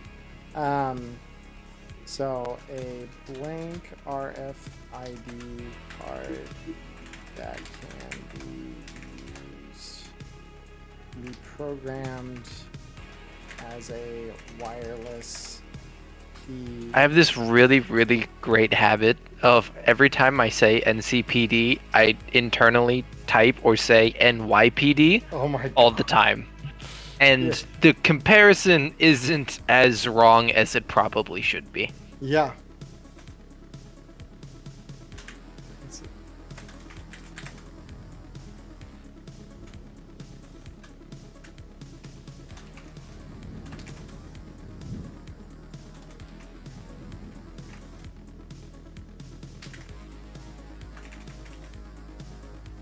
Hey, well, we're all just kind of hanging around down here. Can I reload all but that one poor quality handgun that's empty? I'm just gonna leave that one empty, but I want to load the rifle and reload the pistol and stuff.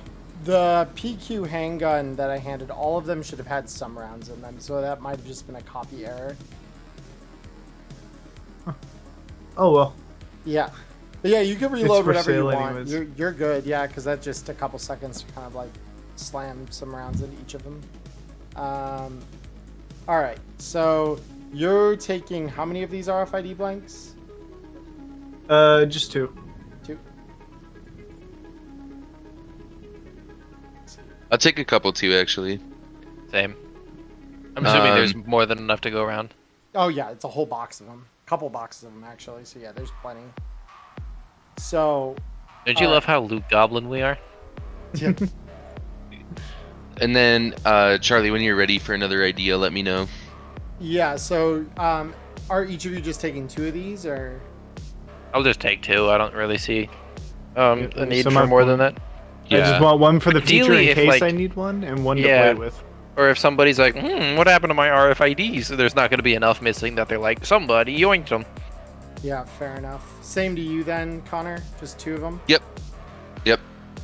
Cool. Yeah, I wouldn't mind grabbing some. I'll wander and see what's going on in here. Sure. So yeah, there's RFID blanks for you. Okay. Literally complete RFID blanks, so they do nothing, So- and we're just loot goblin vultures on this box. I love it. Probably. It does as much as your imagination allows or limits you. I mean, that's I the just beauty see of the- text with you. Yeah, but go ahead, Cody. Exactly. I just see the text taking stuff, and I'm like, this must be important. I mean, that's that's usually not wrong. Yeah. that's So- a good instinct to lead with for sure. Yeah, but yeah, These go ahead. NCPD uniforms, they look pretty legitimate, right? Like, they look like they might actually have been taken from, an NCPD convoy that was hit, or like some sort of stash that was found or something like that. Go ahead and roll me perception. Okay.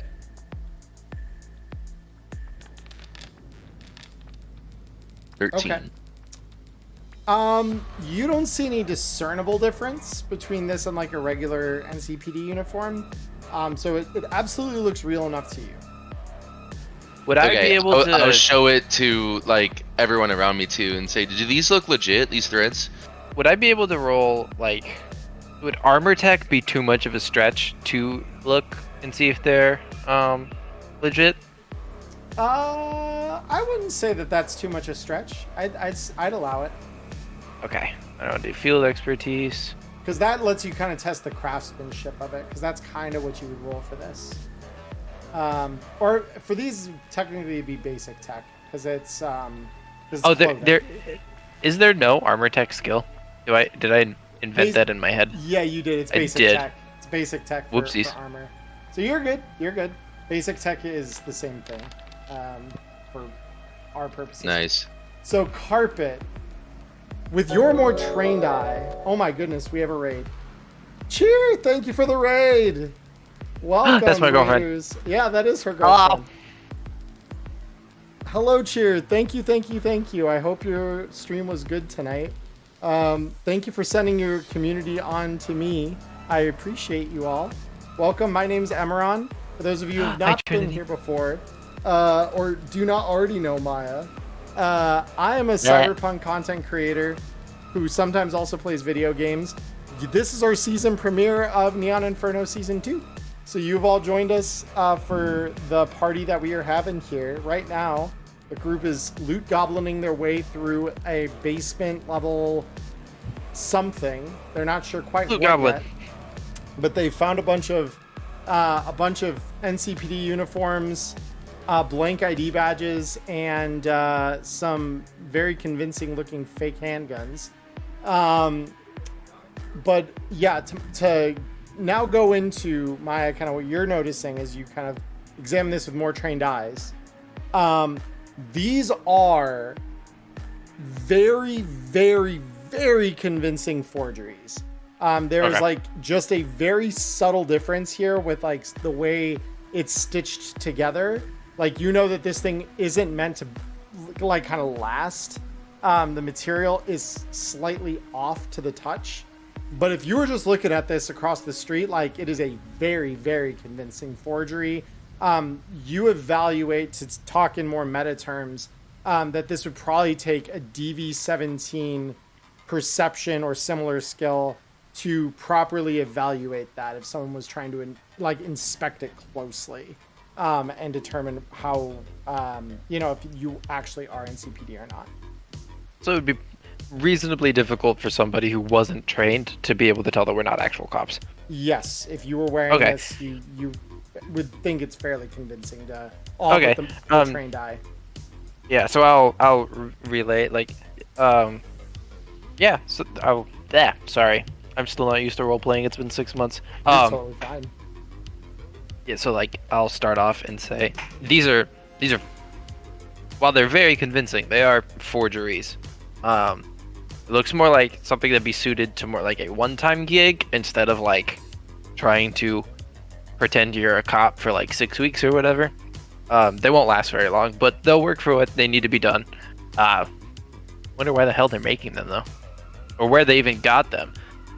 There's no, and I'm assuming I don't see any fucking like looms or sewing machines or anything in this little dingy basement. At least not that you've seen thus far. You did see another door here that Pierce is standing next to. So it's possible that there's something in that next room.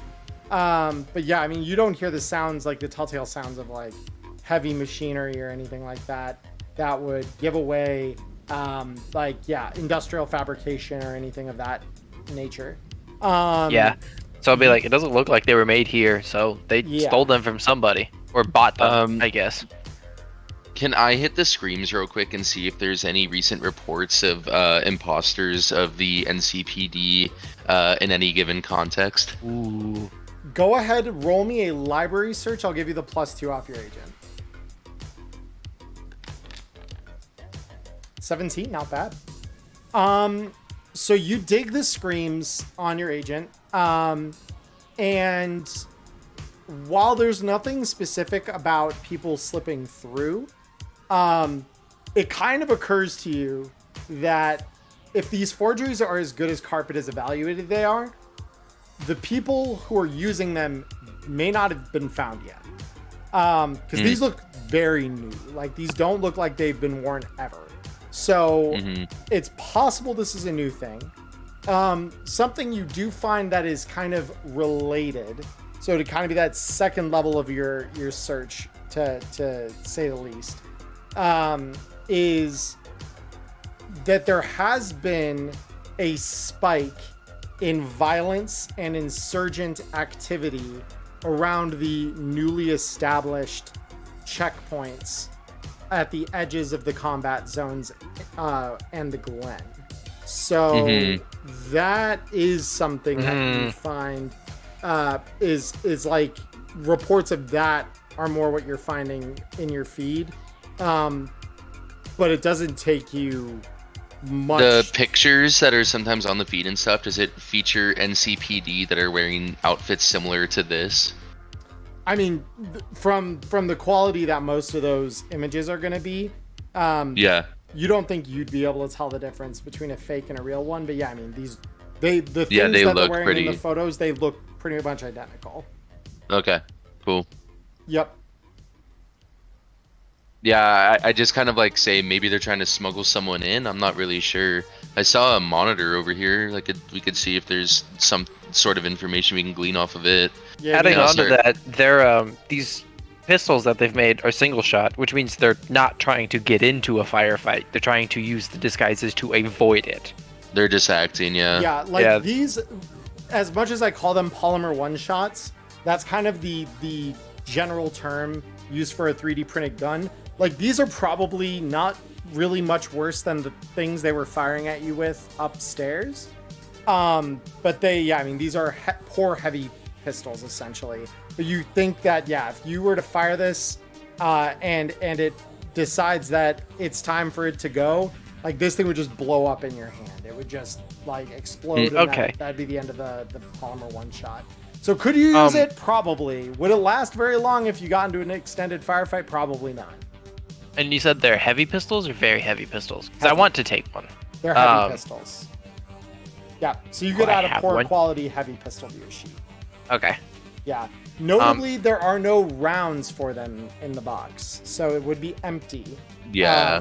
And the guys above were using very heavy rounds, so you wouldn't be able to load them, but you would have it. And then on mine, I'm going to specify that it's made to approximate the NCPD pistol, just to distinguish it from a different heavy pistol. And then if anybody else wants to pick up one, you can just copy, like drag my item, like a copy of it, to there, so that way you don't have to do it. Yeah, since I mean it all could come in handy, you might as well complete it. So I'll grab one. Yeah. Cool. And just to clarify, this is a replica of the NCPD pistols. This is not an NCPD pistol. Right. It's a shitty pistol dressed as an NCPD officer gun. Yeah, and if you're modifying the gun listing, that actually doesn't change it in the database, Maya. So everyone who takes one, just make sure you make a note that it is an NCPD pistol. Cool. Because yeah, they typically will use like a Militech, like a standard Militech pistol. But these are just 3D printed to look like one, something closer to a Gunmart gun than it is anything resembling a proper, military corporation.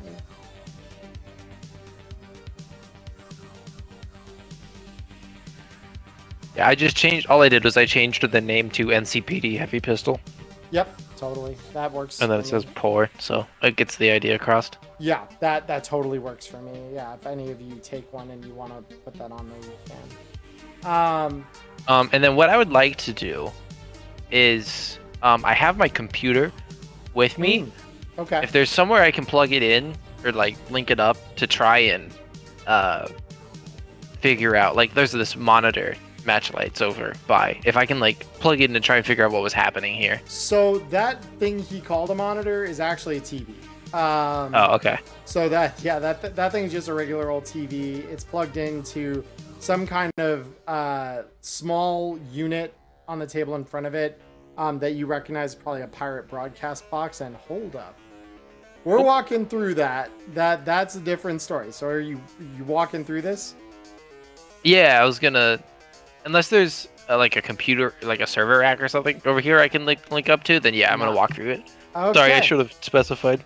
Yep. Yeah, and Pierce is gonna follow through again, just with his pistol at the ready. I did also internally Shoot think we should clear this place before we start getting too into the weeds. Everyone, roll me initiative. Okay. I just want to mention, she went to turn and leave. I am actually going to grab one of the outfits. Not one of the guns, but I am going to steal one of the uniforms. Yeah, just add a generic chic, set of generic chic top and bottoms, hat and mirror shades to your sheet. because it's just a standard NCPD outfit. Oops. Yep, hold on. I'm trying to toggle myself into combat so I can get my initiative. You're good. All right. Cool. So, being that you're the first one in the room here, Maya, you're actually good for now. So, Matchlighter, you actually have top initiative. So, what would you like to do?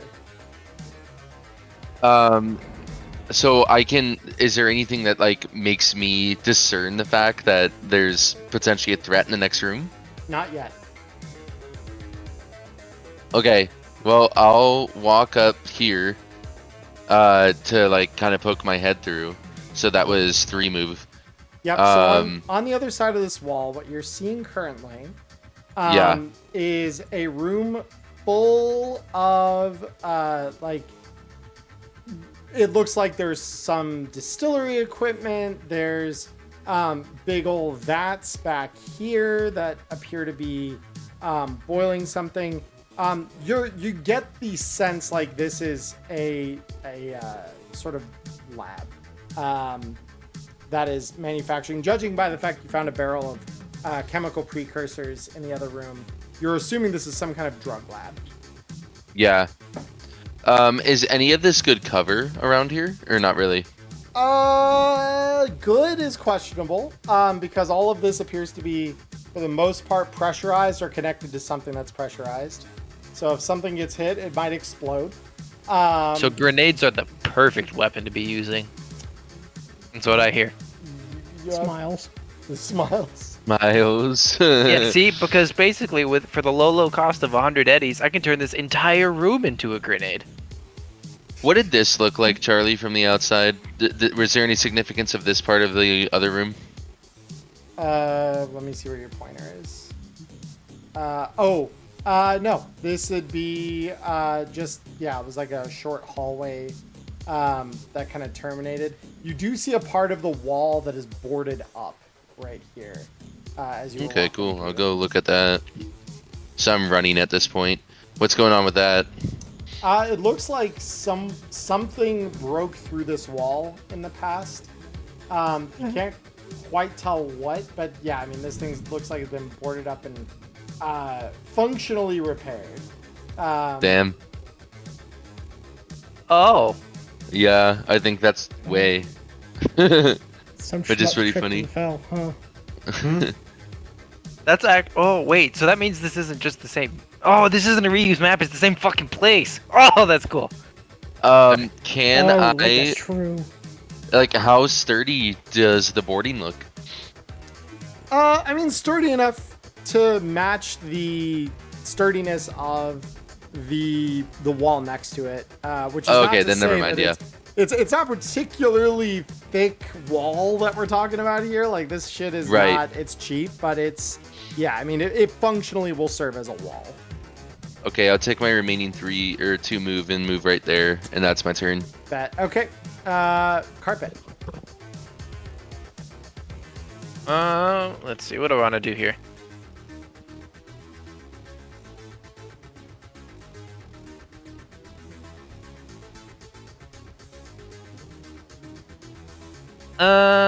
So I'm assuming since we're in initiative, that would preclude that I'm aware that there is something threatening. No. I need you all to be in initiative so I can track you from this point on, because things might start happening. You aren't aware of anything particularly dangerous yet. Okay, that's fair. So continuing on my last path, I was searching for somewhere to plug my computer in. Do I see any here in this room? Roll me perception.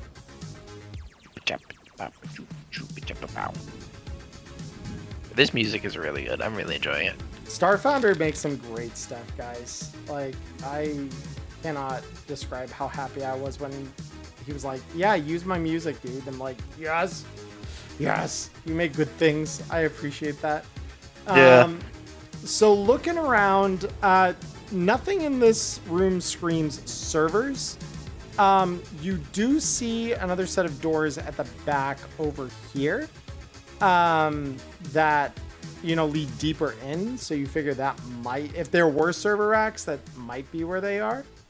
But yeah, nothing jumps out at you in this room. It all looks to be chemical manufacturing of some kind, which you're assuming is drugs. Yeah. Okay. And then since I'm not, well,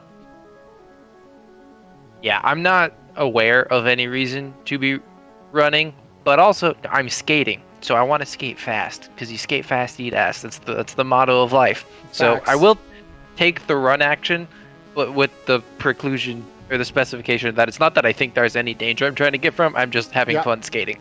Fair. No, it's a big room. 2, 3, 4, 5, 6, 7, 8, 9, 10, 11, 12. There you go. This is how you lose your second Cyberpunk character in a row at the beginning of Charlie's campaign.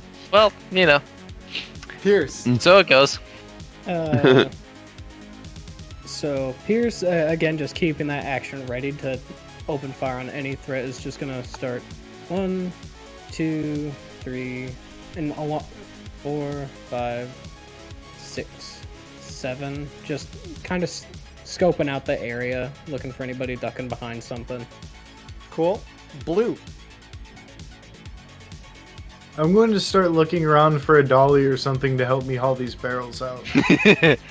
Fair enough. You don't see anything in this room or the room adjacent, but you did see the rest of them just going to that next room. 3, 4, 5, 6, 7, 8. I assume I have a pretty good view from here, and as he walks into here, his eyes light up like he just walked into Willy Wonka's factory. Yeah, for you, probably is something like that. Yeah. Come with me and you'll be in a world of total obliviation. Yeah, that's pretty He much like what spins over to the table and starts looking at what chemicals are there. Yeah, pretty much. Celsius, we're on to you. Oh no, I wanted to roll perception in the room. I am looking for a dolly. So sorry, yeah, roll that for me. I need to find out if it's actually going to be a hassle to get these barrels out of here. Yeah, you got it. Perception, boom. Okay. You do. Over here. There is a little dolly right up against the wall there that you could use. Oh, yeah. So, yeah. Yes. So, yeah, you have found it. Target acquired. Celsius, I did see you start moving, so what would you like to do? Yeah, no, as I sort of walk towards the door, I'm thinking to myself, does everybody on this squad just run into rooms without even trying to see what the hell's going on first?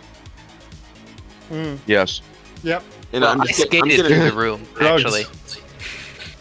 I'm gonna sit at the door and back up just a little bit, and ready a shot at anything that seems to be particularly threatening. Because I'm not just gonna walk into what I can see is a drug lab right now. So. Yep. Fair. All right. So now we hit the trigger. So you, Carpet, as you skate in, you hear directly behind you a turret lowering from the ceiling. Man, if I was a different Pierce? character, I'd be having traumatic flashbacks right now. And Blue, the same occurs to you. Oh, wow. My action, I didn't expect to use it this worst early. fucking parts of this room. So... Literally right on top of them. Yeah. So this is going to be a DV 13 against all of you, actually, as these things descend. Do I out. get to use my prepped action? You will get to use To your shoot? prepped action to shoot yours. So yeah, let's do yours first. Okay. Here we go. It hits. Roll me damage. Please, for the love of God. That's better. So yeah, you blast it for 17 damage. It's not enough to destroy it. So, Maya, you first. There was also Celsius that had an action prep to shoot. I don't think can you see him? Oh, you can see He him. has a line of sight on this one. He has line of sight. He has line of sight across him. Okay. Yeah, Celsius, go ahead and So roll at me this your point, attack. it's just him to pick and choose which one. Yeah. Oh yeah, no. The one dead in the center of the room has got my attention first. So. Cool. Yeah, roll me. Yeah, DV13 on that.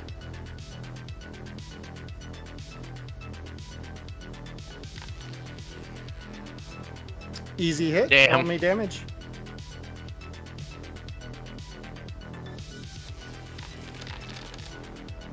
Okay. All right, so it is still a 20 against you, Maya, and I know I didn't give you a chance to roll evasion. I assumed you'd want to. Yeah, Seeing because you it said it was a coming. DV13. Yes, at its distance. Yes, I do want to roll evasion. I have to crit, but you know You've had to do harder. that's true. Oh, that's painful. So fucking close. So you Alright. feel a dart lodge in the skin just above your neckline. Dart. A dart.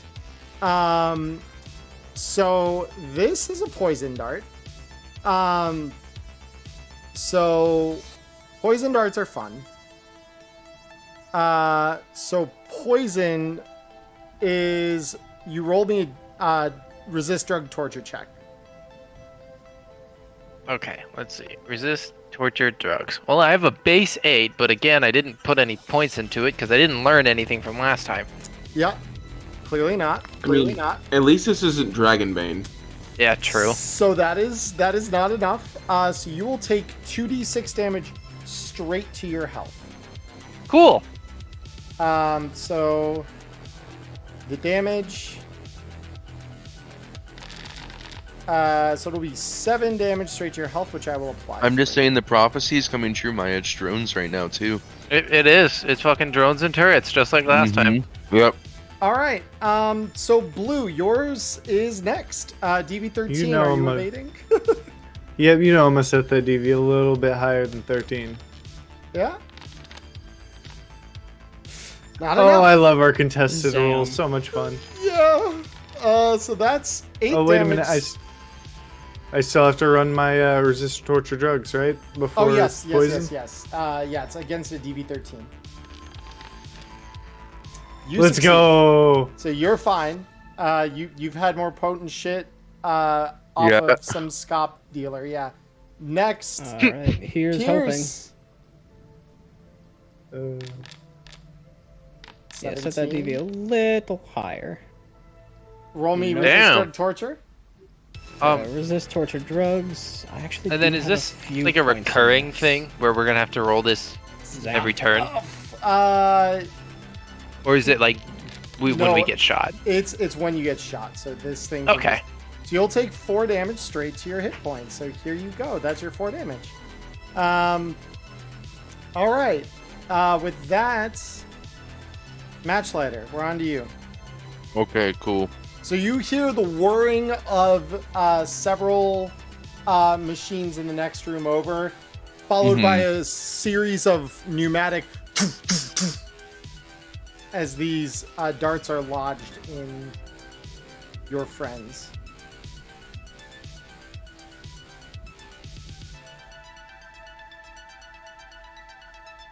Okay. Feel pretty good about taking an auto fire shot at this guy right here, so that's what I'm gonna do. Okay. Spray and pray, baby.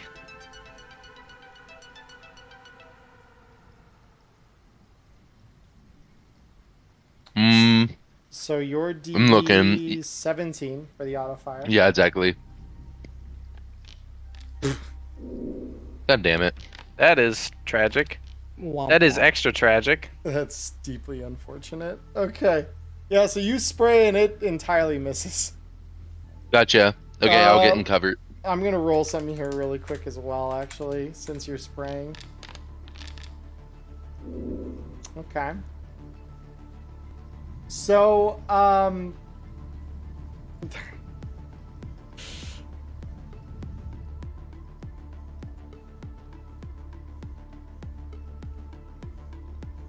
Which one of us are you gonna have the bullets hit instead? oh, it's not. I don't think it hit one of us. That I think the blue circle indicates it hit something a little. Not the pressurized. lab.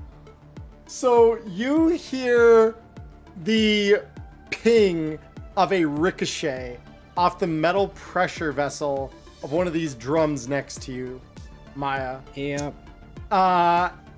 And what follows is potentially very, very a scary. little flamboyant, if you will. Let me do this really quick.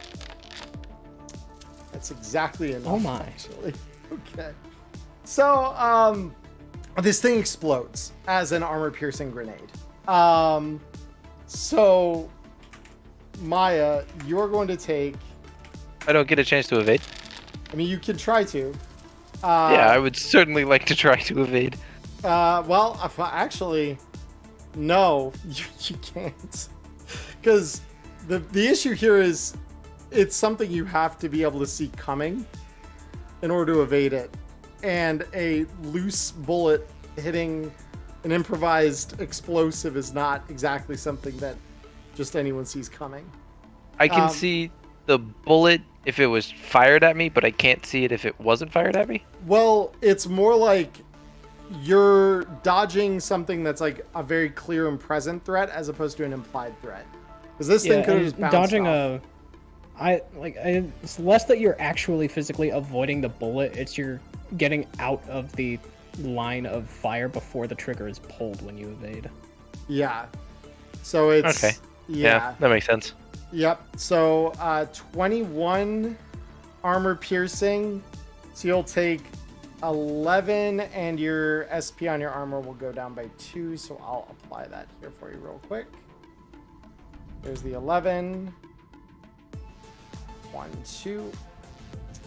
The good news is, despite this thing blowing its top, the remaining ones appear, at least for now, to be okay enough. But they don't look like they're in great condition. So, only that one pops for now.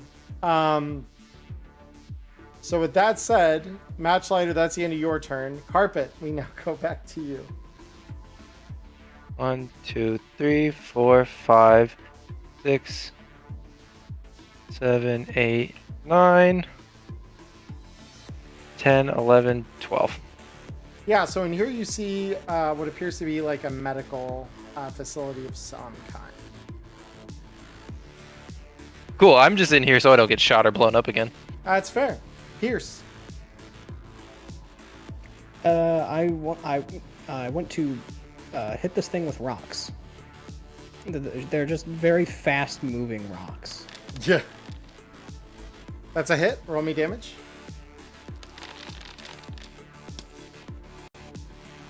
That's enough to kill it. Congratulations. Nice. He's dead. 1, 2, and I'm going to take cover behind this little shelf here. Fair enough. Blue. I'm going to draw my, step up with my shotgun, being completely shaken awake by the corner of the lab that just exploded dangerously close to me. Yeah. Step up underneath this and try and put a shotgun round straight up into it. Okay.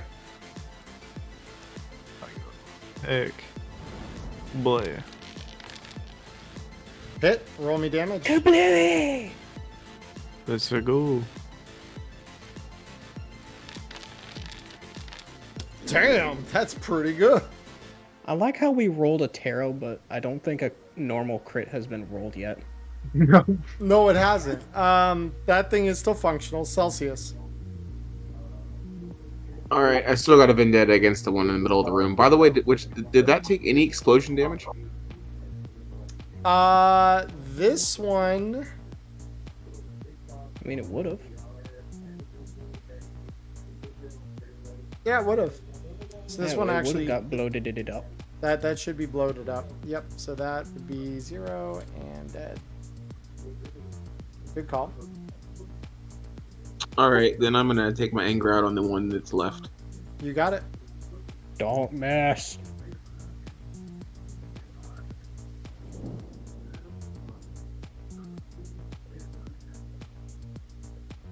Now, knowing Blue, if he tries to miss again, he'll take a bullet to save the rest of the lab.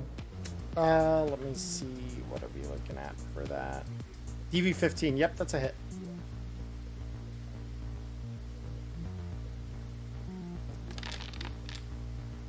Ooh, nice. Yeah, that's enough to take that one out.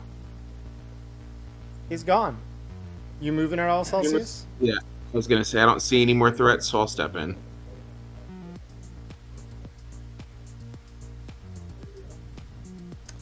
All right. Fun turn. Another turret descends. Piss off. And this one's going to fire at you, Pierce. Because it is line of sight. So this is a DV-15. It's a DV-21 now. Mm-hmm. It does miss. So there is that. With that... Yep. With that, that will end. Matchlighter. Okay. Let's see.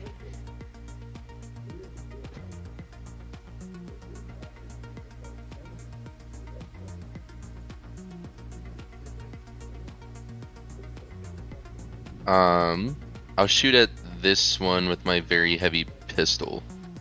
Okay. You're probably looking at a DV-20 on that. Let's see. Yeah, DV-20. Okay.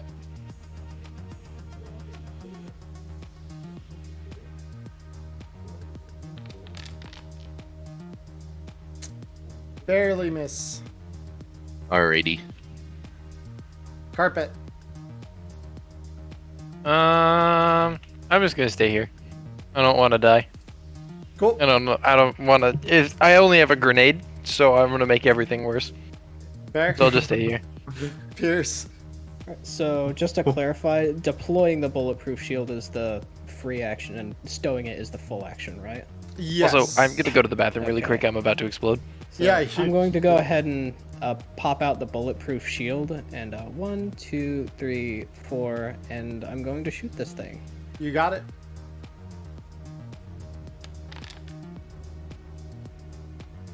Yep, that's a hit. Roll me damage. Oh, there we go. That's the roll we've been missing all day. Holy shit. All right, yep, There that it deals is. damage to it. Blue.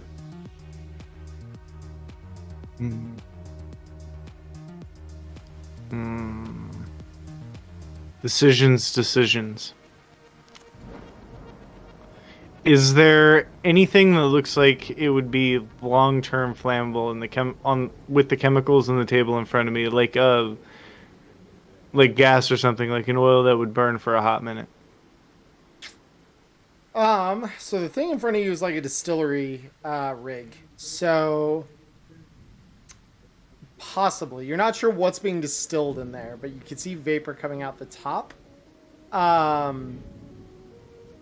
Thankfully, no one's directed fire in that direction yet to see for sure one way or the other. But yeah, you, without like a more kind of like careful and time-consuming analysis, you probably wouldn't be able to know for sure. If there's Okay, that's cool. I just wanted to like scan the table, see if there was anything I could coat this netrunner in and fry them. I guess 1, 2, 3, 4, 5, 6, 7, 8, and then I'm going to reload my shotgun. Okay. Celsius. All right, new threat, new bullet. New threat, new bullet. Roll it. Let's see it. That's a DV-15. you do it. Yeah, that's exactly what you needed. Roll me damage. There we go, 21. That's a kill. The thing's gone. You see it. And then I'm gonna move a little deeper into the room. You're gonna what now? I'm just gonna move a little deeper into the room. Perfect. So it's at this point. 1, 2, 3. And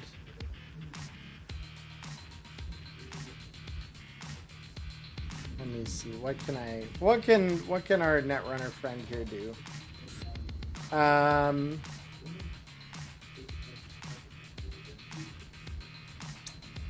Yeah, they're kind of they might be kind of.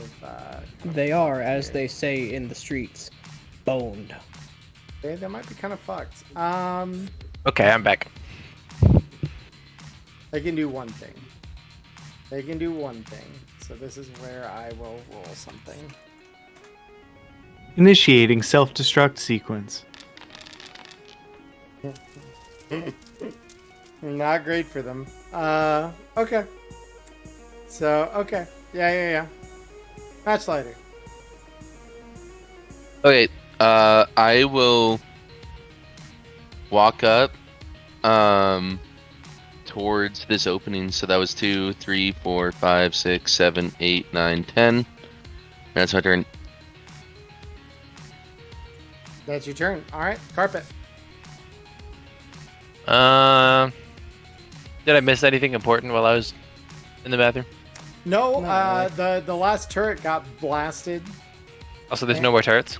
You haven't heard any descend. Nope. Okay, so then we go 1, 2. Actually, hold on. Is there anybody in this tank? No, it appears to be empty. Okay, I'm gonna go 1, 2, 3, 4, 5. Oh, I can't open this door. It is locked as you try Okay, the knob. then what I want to do is... Let's see, what's my lock picking? I don't have a lock picking tool set with me anyways. Do you have a tech tool though? I do have a tech tool. You can use a tech tool in place of a lockpick, and it will count. Got a pick lock of 8 without spending my action to take a perception check. Does this look like a sturdy lock? It doesn't look particularly sturdy. I mean, this is still the old combat zone, so anything here is, if it's been upgraded, it's still, they're not working with the best material here. You as a techno, you can only do so much with shit materials. Yeah. Okay. Because I'm debating between trying to pick the lock or setting up a grenade as a breaching charge. Either one. The only thing is, well, would I be able to? Would there be a way, like, with some, I don't know, like this fucking, what's this, a rubber mat? Would I be able to use that to basically shape the grenade explosion so it goes just into the door? Because if I set it up as just a regular detonation, then I have to wait till next turn because I can't move away from this without taking my action to run. Yeah, I mean, even if you were to shape it, I mean, it's that is like, It's a 10-meter radius, and I think that's a chair, but even so, like, that chair get kicked right back into your fucking face. Yeah, alright, I'll take my action to pickpocket then. And does that use my field expertise? Pick lock. If field expertise lock, will I'm sorry. allow you to use it for it, then sure. It does, actually. It's got a lot of things on here. It's got play instrument, paramedic, forgery, photography. Oh, it must be any tech-based skill, not just things that say tech in the title. Oh, okay, that's kind of cool. Using my tool hand to play the violin very well. Okay, pick lock. Oh. Oh, that's a crit. Yeah, the lock is undone. That's my fifth one of the evening. Yeah, so the lock, Save you some for hear the it rest of us, click please. open Yeah. as you like insert a finger with your basically a pick finger in. You work the lock until it pops open. So the lock is open. I'll open the door, and then upon seeing her, I'll be like, peekaboo. Oh yeah. So that's where we are now. Pierce. Actually, I'll say peekaboo and then scream, the Netrunner's in here, Yep. so everybody else knows. Alright, so there's one. Would it cost any extra movement to just vault over this table? No, you can do Or is that. it, okay, so 2. Oh, Unless did I there's mark a wall it there. as... Yeah, there we go. So there's 1, 2, 3, 4, 5, 6, 7, and I'm going to reload. Fair. Blue. Oh, we're closing in on him now.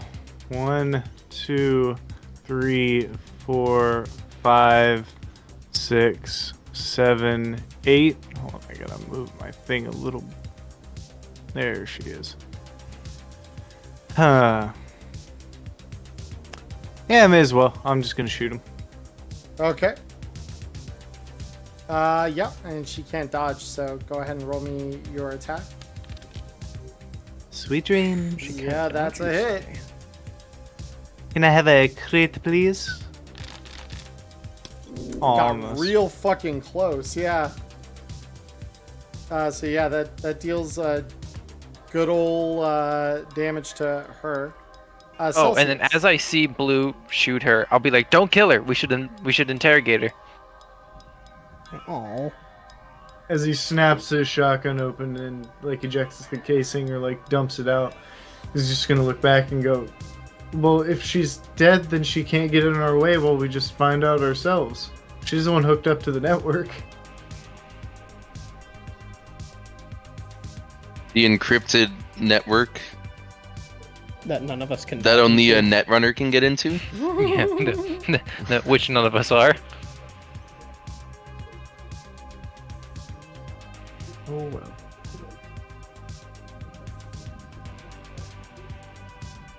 Alright, my turn's basically is going to be used to get to the crew, so. Get that far, okay. So the netrunner is going to, rather than be backed into a corner and die horribly, she is elected to make a stand. Blue, go ahead and roll me a brawling check, please. Oh no, she's grabbing me. I don't feel like this is actually going to go very well. Oh, yeah, no. So she grabs you and is holding you as like a human shield with her very heavy pistol pressed against the temple, against your temple. So yeah, that is where we are with her this turn. Matchlighter. Fun. So I'll walk up 2, 3, 4, 5 and kind of see this happening, and I'll just say to her, I don't know why you're trying to make it harder. I'm literally trying to argue why we shouldn't be murking you right now, but keep doing things like that, we're not gonna have a choice. Set him down. Let's have a conversation here. Roll me persuasion. We're here for goods, not you. All right. I have a backup plan if this fails, by the way. Ooh, that's good. No, that's hers, not his. Oh, whoops. Oh, That's that's much crit. better. Ooh, Double that's good. crit. Holy shit. let's better. fucking go. Is that the third or fourth double crit we've seen tonight? That's insane. It's at least the third. You might be right, Yeah. though. It might be 4. That's insane. So, so she is like shaking, the gun in hand, pressed against Blue's skull. And it's as you say this that she drops him and the gun and puts her hands up. Says, "Fine. You want to talk? Let's talk." Okay, so there was a cargo of drugs that was taken from Paradox. I'm sure being the netrunner, you know all about it. Maybe even we're the one who put the hit on the goods. We're here for that specifically. But we also need you to fill us in on a few more things, such as why are you forging NCPD uniforms, badges, and guns? If you don't tell us and we don't have use for you, we can get into the computer. It just will take a little longer than if you start flapping. So go ahead. That's fun. All right. I'm going to do one thing here real quick on my end. Bear with me just a moment. Let me keep track of this. All right. So she looks at you and she just says, isn't it obvious? We gotta get past the checkpoints, Choom. It's just real common sense these days. We don't get shit out here. We're fucking starving. Well, you bit the hand that feeds, and now we're coming to collect too. Where's the drugs? And hand still raised, she points a shaky hand over here towards what are two large lockers, essentially. They look like just two very large kind of reinforced metal doors. Perfect. So real quick, are we still operating on the order, or is combat officially ended currently? So combat is for now kind of on pause. I'm not going to clear the initiative tracker yet. So we can still act in loose initiative order. So with that said, with Matchlighter having discovered that, Carpet, would you like to take any actions at the moment? I'd like to go up and handcuff her. Cool. So you 3, 4. do have handcuffs. That's beautiful. I do. All right. So she doesn't particularly like this idea. So she is gonna attempt to resist you with brawling to kind of struggle against it. So go ahead and roll me a brawling check. This crew does not have a good history with people that do this. Yeah. I'm starting to get let's see. flashbacks. I'm gonna throw 4 luck, my last 4 luck into this. Bet. There it is. You did it. So, Okay, yeah, so as I handcuff her, I'll be like, relax, relax. I swear to you, we're not gonna do anything to you. This is just for everybody's safety, so we can all relax. and yeah, and she kind of looks at you like fire in her eyes, but yeah, she doesn't really say much of anything to that. Pierce, any actions from you?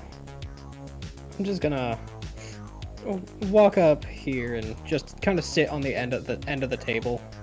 Just an action ready in case she does something wily. Cool. Blue, after having been released and hearing the clatter of her gun drop to the ground, you are staring kind of, well, your back starts to her, but you can pretty much be face to face with her. Turn around. Yeah, I'm gonna pop another round in my gun, look back at her, and start to walk out of the room back toward the dolly. Okay. Yeah, you can go Let me ahead and- click back on myself. Yep. 3, 5, 6, 7. Oh, this is shut. 7, 8. Celsius. All right, let's get in the room. Let's get in here.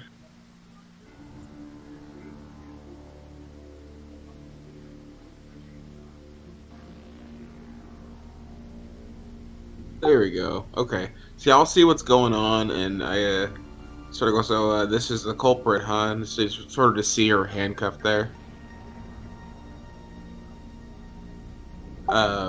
Go ahead and just check out what's going on in the room. I'll do a quick perception check just to make sure there's no danger. Sure. Go ahead and roll it.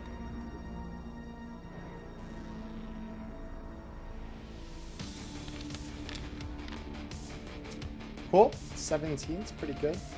I will temporarily shift this over so that we can finally listen to the atmosphere a little bit here. Let me go ahead and switch. There we go. So looking around, you don't see any danger. What you do see is on the desk just behind where Carpet and the Netrunner are, you see a set of electronics and several of the white RFID blanks are kind of scattered around this device that appears to be about the right size to insert these in to it. Am I restricted to my movement since we're still sort of lightly in initiative, or can I go up and check that out? You can go and check it out. It'll be a electronic security tech check from you to kind of see if you can decipher what its intended purpose is.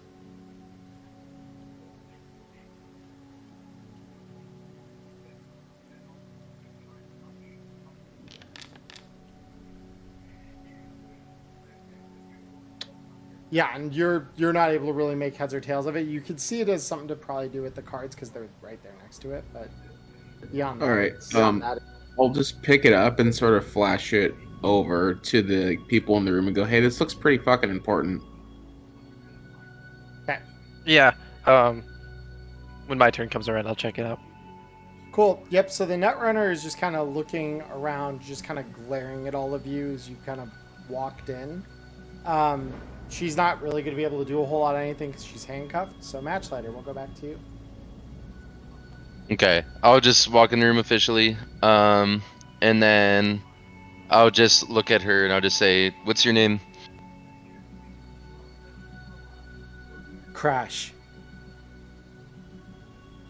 Fitting. Matchlight, and I kind of point at myself. What are you gonna do after this? Where will you go? Depends how we leave off things here. Like we said, we're not gonna kill you. So, knowing that you'll be able to leave here, what are you gonna do? And she kind of like looks at you. She says, I imagine I won't get too far. Paradox isn't exactly the kind to leave his enemies above ground. Forget about Paradox. You said it yourself. You're just trying to survive. I understand. And if you're doing so bad, there's always need for a Netrunner elsewhere. You could leave all this, and I kind of gesture around to the scav base behind you. Then Yeah. Paradox wouldn't want to come after you. You could come live in illustrious cargo containers, like we do. I laughed. Yeah. He jokes, but there's always need for a Netrunner, and I know you could be in our employ if you would willing to cooperate. Hope maybe. I was thinking the same thing. There's no reason we have to end this on bad terms. Paradox's enemy are scav, so if you denounce them and I put the camera up to her, I'll see to it that he doesn't see you as his enemy. Go ahead and roll me persuasion. Okay, I'm gonna dump some luck.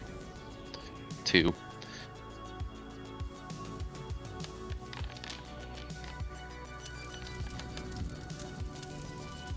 Ooh, that's not good. Oh. That's so Alright. tragic. So she says, I don't buy it. Absolutely fucking not. Paradox, he will have me flatlined. There is no way you could convince that man to let me fucking leave here. Well, what's your alternative then? You either gotta trust me or, like you said, you're getting flatlined. I guess you have a decision to make. I don't want to see you flatline. That's why I'm fighting for this, because I understand what it's like to be desperate. And I know what Night City does to people, especially in these times right now. There's no reason to have another body at the end of all this.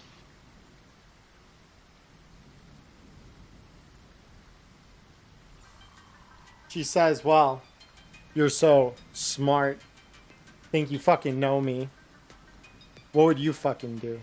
I've got 4, and then she kind of like glances, knowing that, Blue's in the other room now. 5 edge runners surrounding me. I'm handcuffed. And you've been hired, by your own admission, by a man who'd probably just want to see me dead. I mean, he just told us that our job was to get this gear back. He never said anything about the people who are here. I have a feeling if he had a grudge against you, specifically, he would say, get my shit back and kill everybody who took it. But he didn't say that. Yeah, and Pierce chimes in. You could just fucking disappear. There's that too. You don't necessarily have to do anything for us. I just thought it might be a good idea. But you could just get the fuck out of here and not show your face. Netrunners know how to disappear better than anyone, I hear. Yeah, So if anybody cover can your do it, it tracks. would be you. And she kind of like looks like eyes to, like into each of your eyes as you're kind of talking at her. Well, into our mask. And Pierce wasn't exactly trying to be convincing. He has a very monotone, apathetic voice. Mm-hmm. So she all the But same as a s- is like she seems very unconvinced by this line of argument. Like she looks very much convinced. Like this is it. Like this is the end for her. If Paradox got this far, like her expression says like she's reserved herself to like no is where it ends. Look, I'm not a sadist, and I'll take another step closer to her. I will even take a security deposit just so you know that I'm not bullshitting you in some sort of weird way that I would get pleasure out of before I, flatline you. And then I hold out my hand. Give me your agent so I know who to come after if you turn on us for this. She's handcuffed. Point to it. Yeah. Good point. And so yeah, and similar to her token, she's wearing like not anything resembling like a bodyweight suit or anything. She's just wearing like a pretty tattered hoodie, and so she says, "Front pocket, you're right." I'll grab it, and then I'll just tell her, I'll blur your footage, or blur your image in the video here, and then as you say that, I'll pass it to you, Maya. Carpet. Yeah, The carpet. like as you say that, I'll be like, I want to do an upgrade, so your camera will automatically do that. Remind me to do that later. If I remember, because I don't really care about this kind of stuff as much as you do, then definitely I will remind you. That's fair. And then I'm gonna look at this card that Celsius found. Cool. Yeah. So what he actually found was like some kind of electronics plugged into a terminal that has a series of the white RFID blanks around it. There was a stack of them, and it looks like maybe it was knocked over in the scuffle. So go ahead and roll me an electronic security tech check and see if you fare any better identifying it. Wow. That's not what I want to see. It's a 10, yeah. So unfortunately, you don't fare any better than he did. Trying to kind of like ascertain what it would be used for. Even though to you, you're like, God damn it, I know what this fucking thing is. It's like on the tip of your tongue, and yet here we are. Pierce, would you like to do anything? Well, just to hopefully convince her that we don't want to fucking murder her right now, he's gonna holster his pistol, and if I can even barter to, tuck the shield away. Yeah. No, I'd let you do both. That's just fully stow his shit away. Just continue sitting there. Yep. That's it. Fair enough. Blue. So if nobody's going to call out to the second specialist, I'm just going to continue on my way to the dolly. Well, that was like the point of no return. Yep.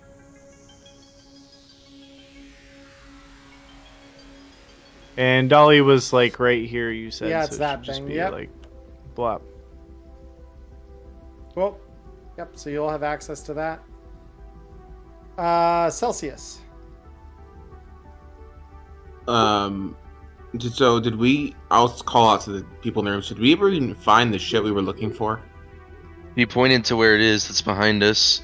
We're just grabbing a dolly so we can grab some tokens of our own, I suppose. Alright, so I'll check out what's actually in these lockers, I guess. Cool. So in here, as suggested by kind of their relatively secure place, unlike the crates that were in the like kind of that closet area where the NCPD uniforms are, these appear to be generally like higher ticket items. Obviously, we have at least 2 crates in here that very clearly to your eyes and your memory of the briefing that Paradox sent you match the boxes that he sent you here for. And you could very clearly tell, they contain doses of some illicit, some legal drugs, but there's a bit of a assortment of drugs within the box. Aside from that, there are a few other boxes here One of which looks very similar, as though it had been taken off the same shipment as those drug boxes, but which was not in the list of things that Paradox sent you to come get. All right. Well, I'll take a look what's in there if there's no lock on it. Yeah, and there isn't. So you open this one up, and inside there appears to be an it looks again kind of like something that you're like, what is this thing? The appearance are a series of kind of like they almost look like silver bricks, but you can clearly see like a space where like a cable of some kind would be plugged into them. So you recognize these are some kind of, they look like a computer component, but you're not really sure what their use would be. All right. Well, I'll just sort of grab one of them out of the box, hold it in front of the rest of the group here, including the Netrunner, and go, so do any of you guys have any idea what the hell these are? They're in the same kind of goddamn box as this drugs we're supposed to be bringing back to the boss here, and I don't know what the hell this thing is. Would I be able to roll like electronic security tech to figure it out? Sure.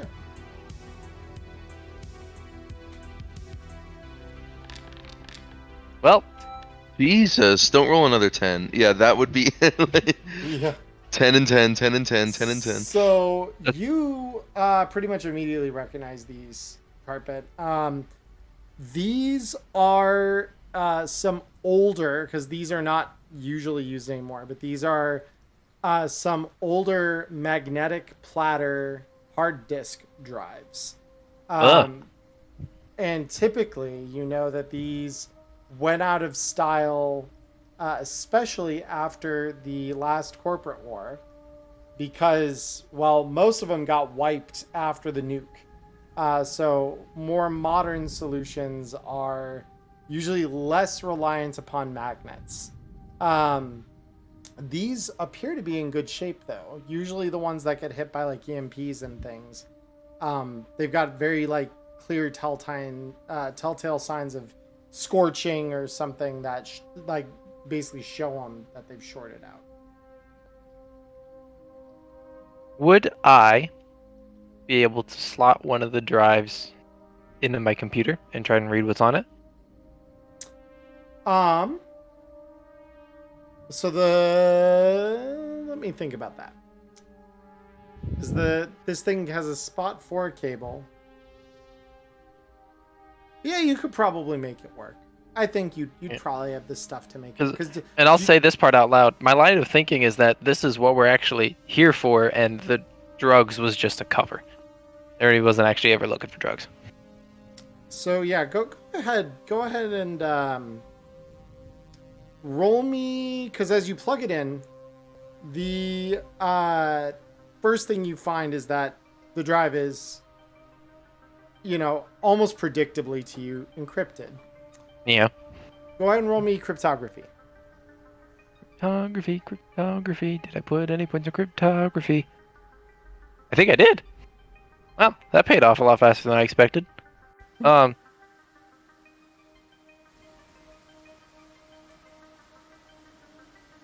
Could I take extra time for a +1?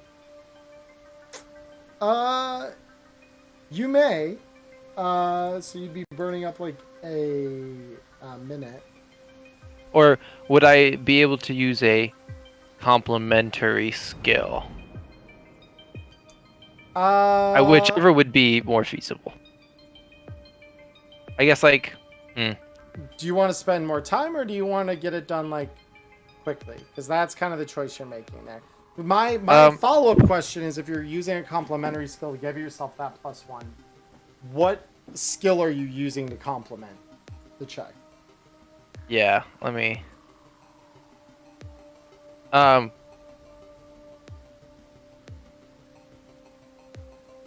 okay, so would I be able to use electronic security tech to figure out, like, the at least a rough approximation of like the not specifically the drive type, but like who the manufacturer would have been and the model, and then refer to like a knowledge, because I have 2 points in cryptography, a knowledge of what type of encryption algorithms or techniques they use. Would I be able to do that? So the skill you'd be rolling is what to identify the. Or I was that would be the complementary skill. Would be using electronic security tech to figure out like the specific like drive, and Sure. if I can identify the manufacturer and stuff, then I'll accept that. Yep. Okay, so then we'll do field expertise. It's still. Oh no, I don't get field expertise because it's just cryptography. Okay, that's fine. Cryptography and Well, you have to then roll the complementary electronics. skill. You have to roll the electronic security first. Is that how it works? Okay. That is how that works. Do I give my field expertise on it then? You do. Yes. God, Oh my god. that's my I thought it was sixth one. beautiful. All right. Yeah. I mean this. Just fucking This is a very old school soft sys drive. So the encryption on these, thankfully, is pretty rudimentary. So you recognize this shouldn't be very difficult for you to crack. Okay, so now can I roll my cryptography with the +1. Yep.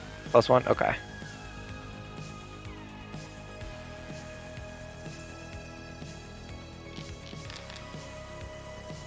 I was. Perfect. Ugh. No, you did great. That's actually all you needed. So you break the security on the drive surprisingly quick once you've kind of done that little bit of identification ahead of time. And the drive contains, well, it's kind of hard for you to tell the significance of what it contains on its face. You're not exactly, someone who can read computer with like Read binary fluency. or whatever. But you do pick a couple of things out here. One of which is a series of basically you recognize it's malware and some old school malware. I just plugged it into my computer. It's not coming for your computer. Like, this is malware held in suspension, basically waiting to be executed. The main thing Not like net running demons, right? No, these are not like net running demons. These are some old school computer malware that basically would, once loaded on a system, you're getting the sense that it would start to try and crash out as much as it could. Again, you're the means and such of how this is all working above your head, but you're kind of getting the gist of like, okay, you see where it's going to kill something, then you see where it loops it. And so your rudimentary understanding is this is like some kind of malware built to kill a system bit by bit. The other thing you're noticing in this is that it mentions a subroutine that you, with that cryptography check, would be aware is typically used by prisons controlled by the NCPD. Okay. So then I'm gonna turn to Crash. I'm gonna be like, hey, listen, spirit of cooperation. You obviously have done your homework on my boss better than I have. Does he have any buddies in prison? And she looks at that and she says, I don't know who he calls a friend. I'm gonna roll human perception. Go ahead.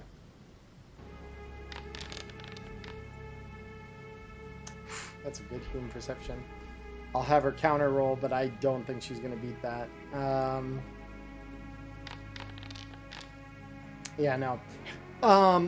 So, you can tell that she's not lying by saying she doesn't know who he calls a friend. But you can definitely tell that, like, you asked her one question, but you could tell that, like, the fact you've pieced together that that's being used as some kind of, like, prison, like it's targeting a prison or something. You could tell, like, that that's bothered her. That, like, you figured that much out. Yeah. So then, what is it about then? I'll ask her. I've got a couple friends that, well, they need to breathe free again. And then fucking leave this city in the dust. I get it. Well, We have a couple friends who might have been better off if they dipped from the city too. what were they locked up for? So she... Go ahead and roll me conversation. Okay.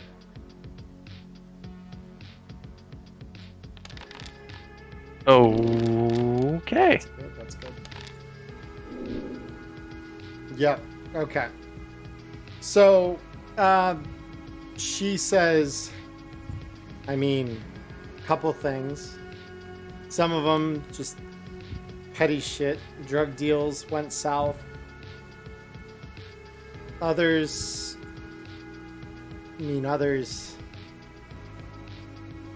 there were a lot of us who wanted to really make it sting after the Inferno happened, you know? Really want to make a fucking point of it. I thought I covered our tracks well enough. I was wrong. They mean a lot to you, these people? The one that's in deepest, yeah. Yeah, she means a lot to me. I mean, I can round up a crew to get him out for a price. We With make this a information. specialty of getting into places that people really don't want us to get into. And we're pretty loud about it, in case you couldn't tell. No, I would actually giggle. Like that's a genuine carpet giggle there. There's no reason why we can't work together, see? Here, let's put it up this way. We don't have to discuss prices or anything now. Let's just do a little gentlewoman's agreement, right? We're like I've already promised that we're going to let you out of here. I don't ever plan on rescinding that promise.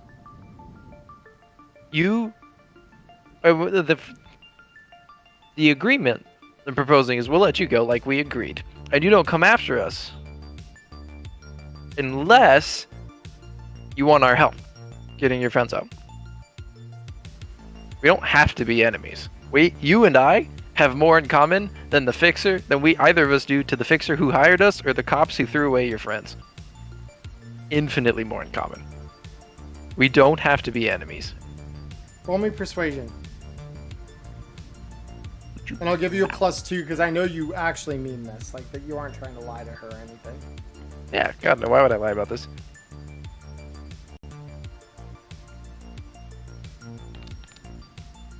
Beautiful. So she looks at you and she says, let me out of the handcuffs then.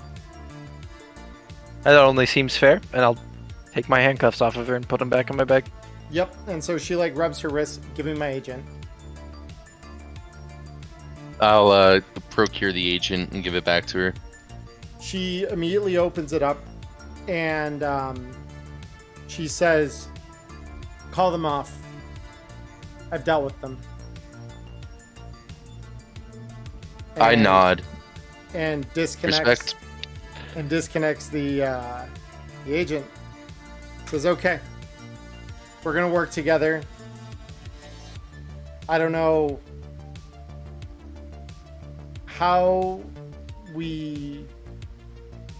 I don't know if you can take some of that jailbreak off of there. Actually, let me see your computer.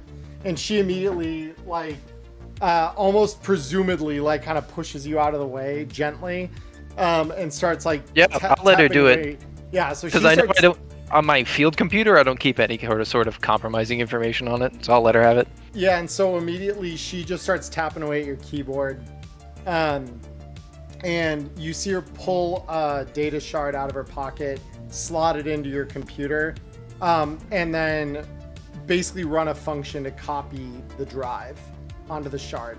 Because, you know, data density has gotten a whole lot better in the last 40-ish years since this drive I would imagine would have been made. So she produces the shard, and and then as she's doing that, I'll say, and I will say, like, this is your area of expertise, not mine. But as long as Paradox can't trace that we copied this file, I think we'll be okay. Paradox won't know shit. And she literally is like, she's still typing in additional commands. Like, you can see she's pocketed the shard again as she's saying this. And I'm gonna have her roll real quick here. Actually check, does she have that? No, she doesn't have that program. Unless... No, she doesn't have that program. Okay. Yeah, just straight interface roll. Not the worst. Okay. So yeah, she runs a cloak on the drive. And she says, just put it back in the box with the others. I don't think he'll have a mind to check whether his icebreaker's gotten fucked with. Plus, it's an old ass drive. Who knows what could have done it anyways? Right. You won't know anything. Here, since we're at it, and I will, I'm assuming our agents have the cool little thing that iPhones do now, where you just touch them together and it shares your contact info, so I'll do that to her. Oh yeah, they all have pseudo AIs in them, so like it basically works in that same vein as like an AirDrop. So I'll just flicker my contact details. Yep, and she'll match you back with hers. She says, "Well, you're gonna let me go. Take your goods, get out of here, and we won't be intercepted. Sounds like. No." Quick question for my friend. He's a connoisseur of chemical creation, to put it eloquently. And I think he's yoinking a couple barrels of stuff as we speak. Do I need to tell him to stop? I mean, judging by the blasts I heard earlier, I don't think they're going to assume they got out unscathed. And then I'm gonna like pat the wounds I have from getting blown up and be like, yeah, that's fair. So, you know, a couple barrels sneak out under their noses. I mean, they are scabs after all. And for like the first time, you kind of get the sense that like she's approaching this as someone who like has more sense, or at the very least believes they have more sense than your average scav does. I would almost say, like, from the way she delivered that, I would almost think she was like somebody external who was hired to, or like contracted to work with them. Not that she was a scab herself. Yeah. And you definitely get that sense. So she says, I'll be in touch. I look forward to it. Carpet, by the way. And then I do like a little twirl on my roller skates. Good to meet you, Carpet. Like I said, I'm nice. Crash. So I'll be going now. See you all soon, I hope. And see you on the other side. Yep, and so she starts kind of walking all past you out the door, and it's about this time. Why did I have a invasive thought where I wanted to jump scare her real quick? Because I know she's on edge. Jesus What's wrong with me? Just undo all of that work in progress we just made. For real. Honestly, if you guys had left her there for safety, I was planning on leaving her with a nade. Like, just letting her get smoked out, chained up in that room to freak out for like the next 3 hours. Jesus Christ. So yeah, so you can hear her walking out, and her footsteps against concrete just kind of fade out. So at this point, is there anything additional that we were looking to do? No. The card that was over here Can I run another Electech on there to try and figure out what it was? Can I attempt to take a look? Because I figure at this point, since everybody's starting to disperse and we're going back into full free roam, I would have at least overheard something about it. Yeah, you can give it a shot there. Or hell, I even would have like yelled out, be like, I can't figure this out. Can I get a second set of eyes on it? Yeah, So field expertise, what? Electronic security? that's the one. Yep. Bam. Let's fuck. What is it with the tech luck tonight? Bam, Jesus indeed. Christ. That's a 32. Jesus Christ. Tech is best roll. Yeah. Fucking for apparently. real. So Yeah, you see, we just used our tech skills to hack Foundry. So you examine it and you're like, oh, yeah, that's a fucking RFID writer. So this is something that'll write the electronic signatures or security keys to an RFID card. So in your case, this means, maybe adding security credentials to a Ooh. Yeah, nice. Those blanks are going to be blanks for long. We might need to take that crate out there. Yeah. So, and you go one step further with that high roll there, and you poke around the reader or the writer, I should say, a little bit. You notice the last thing that it has profiled in there is basically a random name and biometrics generator. Basically if any of you are familiar IRL with the concept of this person does not exist, where it's a random, it's an AI driven person generation tool. So if you need like a random picture of a person that doesn't actually exist, you can create that. This is that, but with like a full biometric profile written into it as well. That's cool. The thing featured at the bottom of this readout is NCPD prison guard. But then I'll say the blue. Do you mind if I take that? Go ahead. We're all going to get our use out of it. That sounds like very that's going to true. end up being a big deal. If you need any help with it, let me know. Yeah, absolutely. And then Because this I'm, thing's basically like a key writer, and it is just scrambling the data and appearance of the officer, but it's writing essentially the same electronic key sig to each of these. Okay. So I'd like to add that to the inventory, and then I want to just add them to my inventory now, but on the way out, I'm going to grab like 5 more blank RFIDs, just in case Crash has any friends that need to come with us. I can make shit for them too. Yeah, I'm going to would it be... for this. Would I be able to grab a couple more uniforms too, or would those be too heavy? How many were you looking to get? I don't want to overload myself. Like, I don't want to be straining. And I already have 1 uniform. Like, you can, there's a duffel bag maybe around, Charlie? Well, I have a carry-all right now. Sweet. carry-all So, with me. I mean, if you have a carry-all and it's not full of shit, you know what I mean? Like, you can probably load it up pretty decent. Like, think about, you could do a weekend trip with a carry-all. Well, our getaway driver is on call with a van, and we have secured the site. There's no reason that he couldn't just pull up and we just load stuff into the back. I would rather them not know that these things were here. Discretion, you never know. Yeah, but I'm how are hauling we going out to a get it out literal of barrel. here? Well, the Exactly. barrels are fine. Literal I'm thinking barrel. more of the uniforms and the RFID blanks. We can all keep those relatively concealed on our person. Yeah, Yeah, I mean, keep business separate. who all has carry-alls in the group? I do. I do. I don't I do, remember but if mine I is did. full of trash.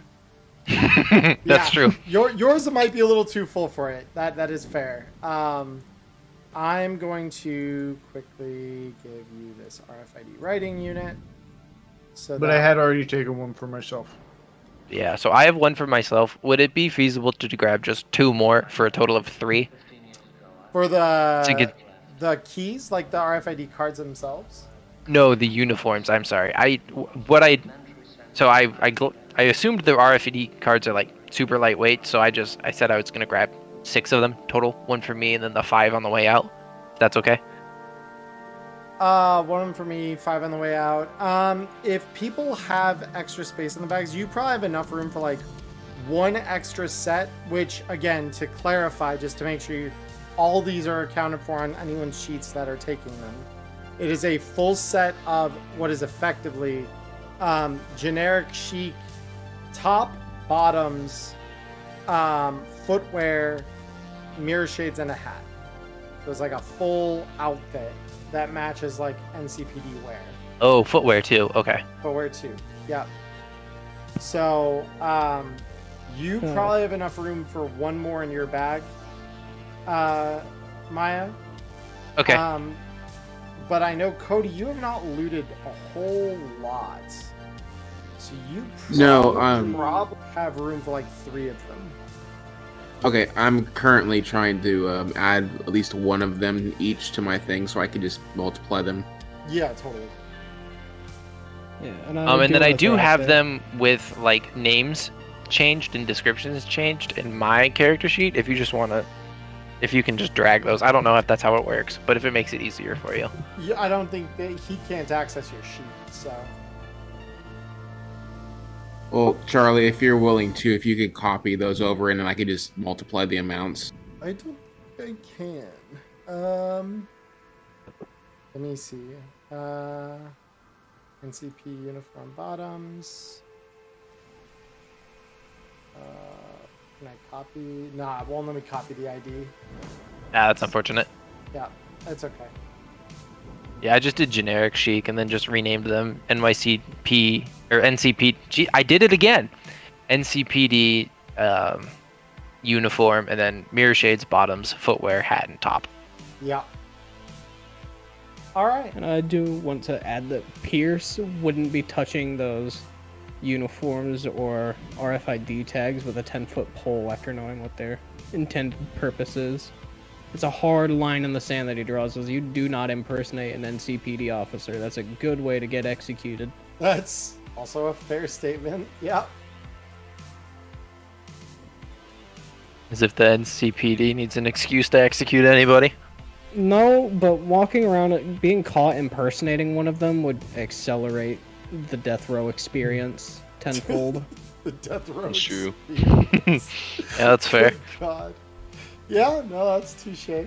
But if you use 2077 logic, you could just walk into a Ripper Dock and they completely forget about you.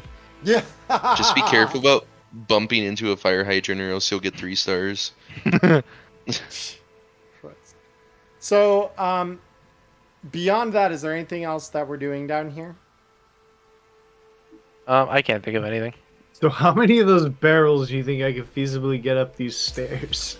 I mean, on that. I imagine like a hand truck with a double stacked, like Yeah, I the was 2 like, barrels. I could I probably move could 2 of climb them. up.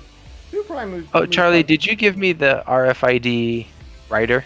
I should have. Yeah, it should be RFID writing unit. If it's not on there, though, I'll drag it again.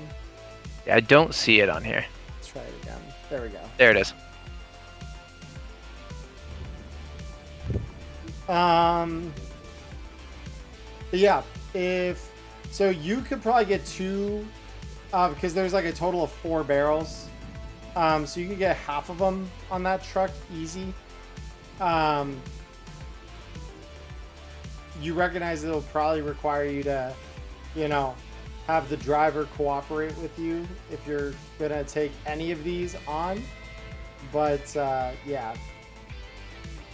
Yeah, I'm gonna look back to the rest of the crew and say, hey, can somebody get the driver ready? I think I'm gonna need him to pull up to the back here, and I'm gonna start trying to haul them up. I'm going to make 2 trips, if you'll let me, and try and get all 4 barrels out. I'm gonna load up the student's van. Yeah, I'll ping the driver. It's just a question of if he'll let you. But yeah, so you reach out to the driver and you just let him know, hey, job done, we're ready for you to come grab us. You pick us up here. Okay. Yeah, I'll call 1 and I'll just let him know. We have your cargo secured, but seems like a few of us got a little grabby with some things. Do you have some room for it? I'm talking, barrel size things. Actually, I'm literally talking about barrels. It's barrels of drug making material. This is a very serious thing. And he responds with, well, they're riding on your laps or next to you. But yeah, should fit. Thank you. We are very poor. I'm sure you understand. Yeah, you wouldn't have taken this job on if you weren't. And with Ace says, I'll be there in Yeah, that's 5. fucking true. I'm literally broke. Yep. And You with didn't have that, to hit Pierce us has with it. nothing to do, so he's just walking. He's just Yeah. out. Beautiful. All right. So before we wrap things up here, I would like to propose just a quick break, just so I can get some water. I also want to see where the heck my wife is, because I have not heard her yet. So let's take like 10-15 minutes here, just so everyone can use the bathroom and everything, and then we'll come back together here, wrap the session up proper, and then we can go on to the post show and everything. But yeah, we will be right back, everyone. Don't go anywhere. Just hold on, and we'll see you in just a couple minutes. Hey everyone, it's Emmerron here. I just want to thank you for watching the show here on YouTube. Like and subscribe, and go follow us over on Twitch, you gonk. We do a live show over there. We even chat with you after it's done. So come and join us Mondays, 7 p.m. Arizona time. See you there in the dark future, tunes. And we are back. Hello, everybody. So we were just kind of wrapping things up down in the scab haunt here. So hand waving the fact that, yeah, like you probably take 2 trips to get those chemical precursors out, Blue. Is there anything additional that we need to do in the scab haunt at all before we head on our way out? I mean, I'm gonna grab the boxes we were actually supposed to grab because I don't think anybody did that. But Yeah, I'll help with that. Yeah, awesome, perfect. And I just, it's up to you how you want to resolve this. I want to make sure that I'm getting really good footage for the story I'm putting together later. Because I think there's something here to obviously write about. I, just want to do a really clean and thorough walkthrough of everything, even things that don't seem necessarily relevant right now, but maybe during, the writing process, I'll realize is of import. Go ahead and roll me photography film. Okay. This is the part where I get to use more luck. Woo! Luck.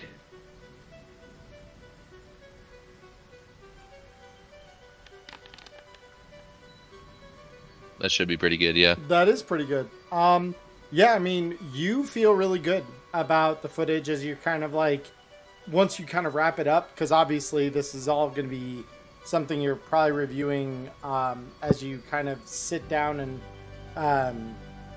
relax into your seat in the van. But even in taking it, you feel confident about it, obviously. But even in reviewing it after, that feeling kind of sticks. You feel very confident in the quality of the footage you've collected. Nice. And because, let me ask this of you. What kind of narrative are you looking to weave with the footage? So I haven't fully figured it out, but I think it's just interesting how, after the Inferno, kind of like Crash was saying, everyone's pretty desperate and just fighting for survival. And so, they're trying to, elicit a drug ring that can get past the border for profit that is being intercepted, Yeah, you could even phrase it as the NCPD's harsh and probably borderline illegal wall or blockade around the combat zone is forcing people to have to impersonate officers just to get food. And I'm sure, as Pierce was saying, I think people collectively know how dangerous that is, and that's the only choice people have to avoid starvation. Yeah, and collective gang violence is obviously going to be on the rise as desperation continues, because people are going to try to stake claims not for glory anymore, but just to be able to get food in their belly or fucking just to make it Eddie's. to tomorrow. Yeah, exactly. So the conditions are pretty harsh, pretty much, is the narrative the thesis of the story, Yeah. No, very fair. Very fair. Awesome. So, yeah, beyond that, anything else in the scab haunt that we're worried about. And then one last thing is I just want to kind of look through the computer of the Netrunner to kind of see what kind of mission, and I'll have Carpet help me with this if I need to make any sort of technical rolls or anything. Yeah. But what kind of mission that they were on, because I know she said she was like idealistically motivated to follow up, you know, the events of the Inferno in season 1 and things like that. So I'm wondering like what their angle was and what they were trying to achieve. Sure. So no one turned the terminal off. So it's still on, still logged in. And she didn't make any efforts to wipe it on her way out. So you can see like there are some emails on the terminal when you examine it. And most of them are encrypted orders that have been decrypted. But you can tell, especially Carpet, you could tell just from your baseline knowledge, not even having to like check it or anything, that these would have originally come in like heavily encrypted as orders for different kind of illicit drugs and products. The main thing that you find of interest, though, Matchlight, is the correspondence that Crash had with a group of individuals that the list of their names has been, you know, heavily encrypted, and it's clear she's taking great lengths to keep it safe and secret. But the individuals involved are talking about a ring to free a group of insurgents that were captured on a raid on a Watson-based Continental Brands bodega. And, you know, the just sheer amount of stuff they were taking led a few of the ringleaders to get basically subjected to brain dance imprisonment. And we're talking on the order that's of fucked. like, on the order of like several hundred experienced years that would take place over the course of like a couple of months. Yucky. Yeah. That is so beyond insane. Yeah, that's really yucky. Oh god. So, I just kind of say like harsh punishment for some pretty comparatively small time shit. Yeah, Just a seriously. raid on a bodega. And then after we read everything, I'll say, I'm gonna wipe this for her, and then for good measure, will you shoot the drive just in case I don't do Well, that good of a job? I'm gonna need it, and I start uploading it to my agent. Sure. You can yeah, wipe it you take after a I'm copy. done with it. I don't want anybody else to get her info. But Plus, fucking anything we can fascists. do to show her goodwill, I think will help. Yep. Yeah, Yeah. but this is I just hope she fucking has insane. the creds for it, so we can get the rest of the group bought in on this. Yeah, you know we don't need the creds, but Yeah, I hate Eddie's, and I wink. I'm allergic to Yeah. money, goddammit. Right? Yeah. yeah, me too. That's why I don't have any. That's why it keeps burning a hole in my pocket, bro. Yeah. So with that, so yeah, you managed to copy a run of the data over onto your agent. And then real quick, what is there any seeming like motivation? Because obviously it's a raid on a Continental Brand bodega. What were they trying to achieve almost like idealistically with Neon Inferno? Or was it just legitimately like, hey, we're going to be following up the chaos with, you know, trying to exercise a little bit more of ourselves onto the surrounding area? It wasn't maybe idealistic as much, right? It was just like we're gonna, you know, take advantage of the chaos. Roll me deduction, because there's nothing explicitly spelled out. But if you can, Would he be able to get a +1 from bouncing the ideas off me, like we worked through trying to figure it out together? I'll let you both roll deduction and take the higher. Okay. 4. Oh, I've got a base 12 in deduction. Oh That's shit. not bad at all. 16. So Matchlight, despite the fact that you're in media, and like typically medias are known for being pretty good at stringing together logic for their stories and things like that, the connections You are not. No, I'm just. the connections are a little less clear than maybe you are ready to kind of deal with, especially on the back of kind of everything that's happened. But Carpet has still got her head screwed on tight enough here that she can draw some conclusions. So, firstly, even though the Inferno was what she cited as the incident, the records that are kind of woven in as part of the kind of thread of communication here, the arrest would have happened a month or two after the Inferno occurred. As far as the impetus for this raid on the bodega, the conclusion here is that, these people all likely lived in combat zones. And they were using the ensuing social chaos of the Inferno to shore up their food stores and to make sure they had some extra ammo on hand and things like that. So a lot of it wasn't even ideological. It was just practical. Yeah, a lot of it seems to be tied to literal food scarcity that followed in the wake of the Inferno. It's a good angle to play on in the story. So no wonder they're cracking down so hard. People are trying to have dignified lives. Can't have that in Night City. We can't have it. Yep. And so then after we get all that info, I'm going to wipe and then destroy the terminal, and then flick a message to Crash being like, "Hey, wiped and destroyed your terminal, so there's no, so nobody gets any of the info that was on there." Yeah, and except me, who has it downloaded on my agent. And she simply sends back a thumbs up. Ooh, thumbs up. I think exhilarating conversation. Yeah, that's a great open right there. Yeah. So all right, then I've got nothing else I want to do down there. Cool. Anyone else got anything for the scav hunt? Nope. Very cool. All right, everyone. So you guys, I'm going to take us back to our home screen. So you guys hop in one's van, and after he confirms you guys have the crates that Paradox sent you for, he takes those and loads them into a small kind of smuggler cache near the front of the car. He literally opens up a hidden slot in the floorboards and tucks them in.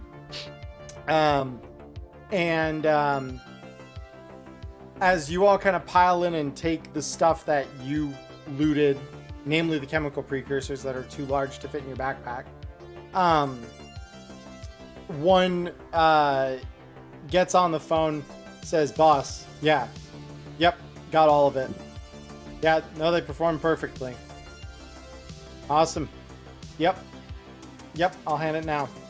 And as he disconnects the call, he reaches into the glove compartment at the front of the car, and after a little bit of rifling around, he pulls out 5 cred sticks, handing one to each of you. I was like, it's either cred sticks or a handgun. This is gonna go one way or the other. Yeah. No, he pulls out 5 and hands one to each of you. Says the payment, as agreed, 1,000 eds. Boss says you did such a damn good job, he'll even give you the ride home, courtesy of yours truly. So how generous. Yeah. And he says his words were, "Don't let them catch any stray lead on the way home. I might need them later." So he sees your usefulness at least. That's worth more today than possibly any time in the last 20 years. Well, at least somebody fucking sees it.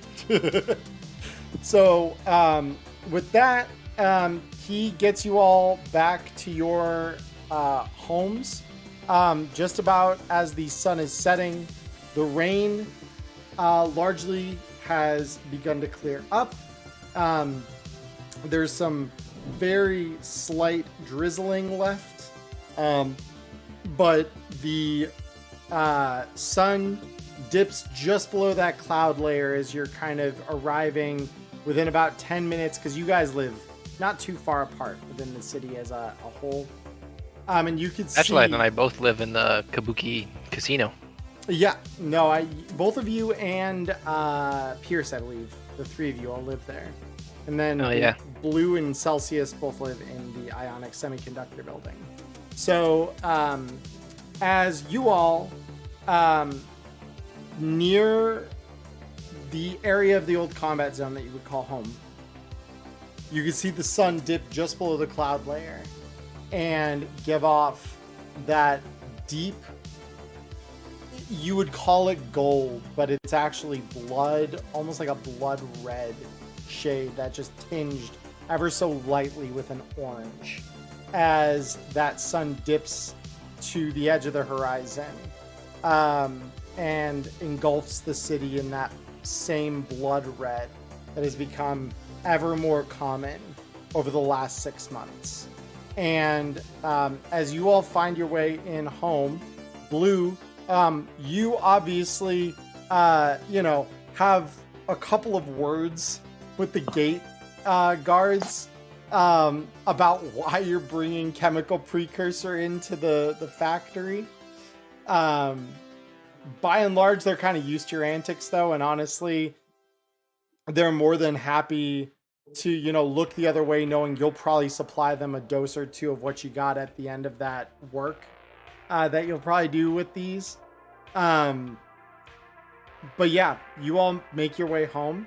So let's start with the semi-ionic conductor building crew. So let's start with Celsius. Celsius, as you kind of arrive back to home base, maybe not your cargo container in specific, but the local factory where you kind of all have your crates stuffed into. What are you doing as you kind of prepare for, I guess, settling in for the evening? I mean, first things first, I'm going to notice that he has way too many barrels to be taking on his own, so I'll help Blue take his barrels, just because we're both living in the same place, you might as well. Sure. But other than that, I'm going to go ahead and, because I'm guessing there's like a few different people that sort of run the place. Yeah, I mean, you if I remember our conversation pregame right, you are part of the security detail here. So a lot of you kind of work as a cooperative to keep it safe from anyone who try to fuck with you all. That's kind of how it's kept safe for as long as it has. You're the ones who kind of lock it, keep it guarded until the morning. So on the way in, I guess, as I'm helping him take the barrels back, I'll just ask whoever's guarding the gate at the time, hey, like, anything happening? Like, anything tonight at all? Nothing yet, usual kind of gunshots off, maybe a mile, 2 away, but nothing close, nothing pointed at us. Another day, another couple breaths of safety. We'll see if it holds, but today's been a decent day. Rain kept him inside. And not too bad on my end either. Should be able to pay rent, which is nice. Other than that, man, have a good night. I'm going to take these barrels up to this guy's room. Yeah, be careful with those. I'm going to lug these barrels of toxic chemicals up to this guy's room. Yeah. Just kick them, roll them around the ground a little bit. Yeah, that's fine. Yeah. But no, I'll head to my crate and sort of just, make sure my gun's reloaded, make sure everything's put away safe, hide my gun under my, my bed card, whatever the hell I'm sleeping on at that point. Yeah, I mean, you got like some, think like IKEA furniture. That's kind of what you're dealing with here. It's nothing glamorous, but it's nothing terribly, it's not bad looking. It's maybe secondhand IKEA, some of it, but it's comfy. It gets the job done. I mean, that's pretty glamorous compared to some of my characters have been sleeping on. So yeah.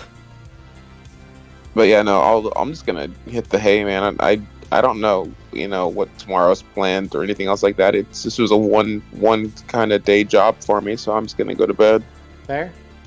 Blue, now that you've got your barrels in, what are you doing? Well, just for the on the way up, he wouldn't say much, but you see a very obvious smile as you're helping him work the barrels up the stairs. But then as soon as you get to the room, he just kind of looks up and says, "Thanks," and closes the door very, very quickly. And yeah, he's probably going to be up late, scanning over sheets, thinking of what he's going to do with all this precursor, because there are a lot of possibilities, like scrounging through the room, seeing what old beakers and supplies he may have left around to cook in. Yeah, you got it's plenty, about to be a but busy week. They're stained, to say the least. But yeah, you've got your old glassware. You got that chemist set that you've been probably cooking in, that you scavenged out of the dumpster a couple of years ago. It's still working. But yeah. That said, let's go over to the Kabuki Hotel and Casino crew. So It's me. Yeah, so I'll start with Pierce, actually. So Pierce, as you kind of get back and begin to kind of take a load off, what are you doing as you kind of unwind? Of course, he'd probably walk up to the current bartender, seeing how late it is, ask whether or not there'll be time tomorrow for another lesson. Says, I mean, there's always time to teach, just a matter of how long the bottles keep going. He kind of glances at the almost tragically small amount of like liquors that are left, and he just says, it's been getting harder and harder to get this shit in. Yeah, well, right where it comes in, I can see if I can't get you some more. That'd be nice. And with that, just a little 2-finger salute as he makes his way back up to his room to more or less just look over his gear and just, son of a bitch, looking at his cracked to hell plastic plating.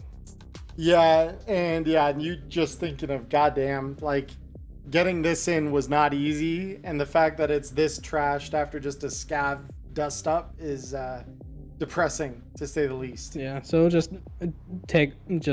basically strip all the plastic armor pieces off, and he's too tired to give a fuck about getting ready for bed. He just flops down and goes to sleep.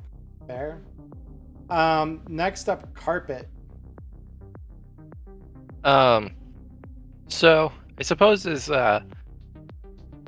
we come and start relaxing, I would the first thing I would do is probably actually you should start with Matchlight, because if he's working on his story, I'll be there helping him with it. Okay.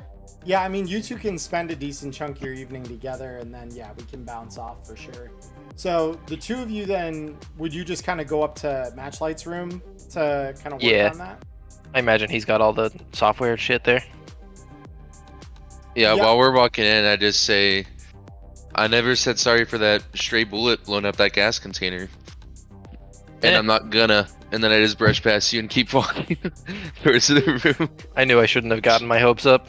So, it's a really good thing that I made these helmets anti-smog. That's true. So once we get up there, I'll finally remove the helmet once we get into the room and kind of set it down. Yeah, I'll take mine off and be like, I could probably put some fucking air conditioning in there though. Jesus.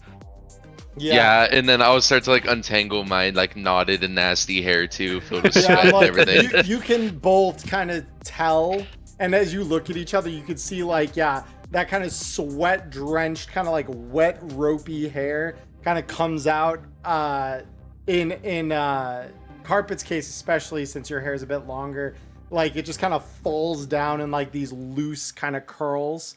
And I'll like look at the inside of my helmet and see that like the pink hair dye that I have is starting to stain the inside and just go, fuck. Yeah. Yep. We knew what we were signing up for when you put these bad boys on. It's only gonna get worse. Oh god, they look so cool though. To be honest, I barely broke a sweat. I just missed a few shots and blew you up at one point. Yeah, all in a day's work, right? It was pretty chill for me, I can't lie. I don't know how you fared. I was kind of kicking back. Then I'll start working on it, like the piece, and some of the like kind of things I'm highlighting off the bat are that it's kind of given me vibes that it's reminiscent of the first Crash of the Net by Rach Bartmoss, where it's like obviously he segregated all of the net, but then it really emboldened and empowered corporations only more because then they had all their own private networks at that point where they could pretty much do whatever they wanted. It was completely unregulated. But then I'm gonna write something similar to like the resistance seemingly emboldened the powers that be, but this proves that we have them scared and they are feeling vulnerable at this point because really they're just puffing their chests out and trying to show that they still, own this city. But in reality, they're shaking their boots that people are retaking it to a certain degree, so we shouldn't let up. Yeah, their grip is slipping, basically. Yeah. Yep. Fair. And that's why they're doing a big, grandiose fucking big dickums move. Yeah, let me look. I just need to double check the way media roles work. Just because I haven't run for a media in quite a while. I have a 3 in 10 chance of anything mattering. That's roll rank 4. 3 in 10 chance. Which honestly, if I roll, like low for once. Yeah, you just need to during roll this under your roll level, which is 3 4 or below. Yep. Right, which would be fantastic. See?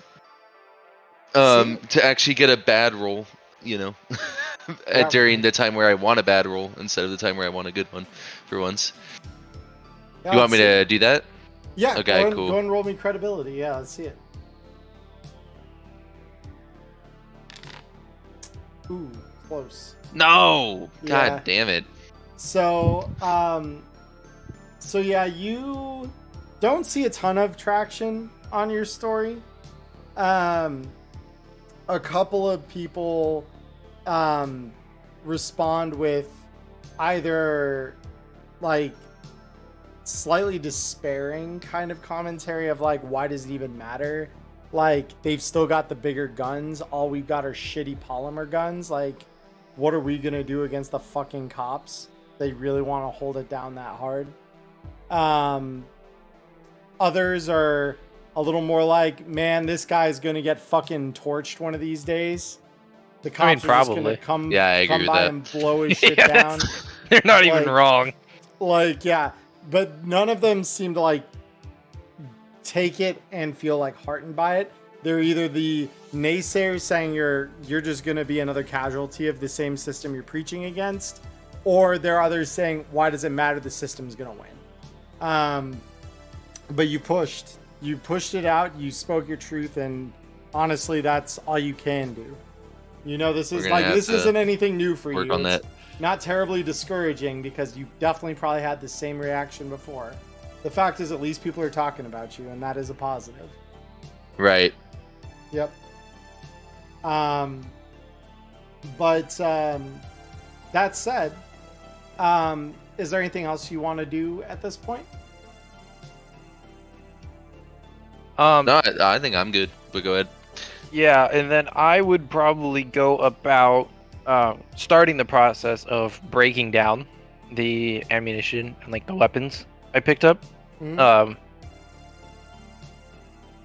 I don't want to start doing like, if I don't want to force you to like do a mechanic where I'm like, oh yeah, I've got 3 barrels that I can use.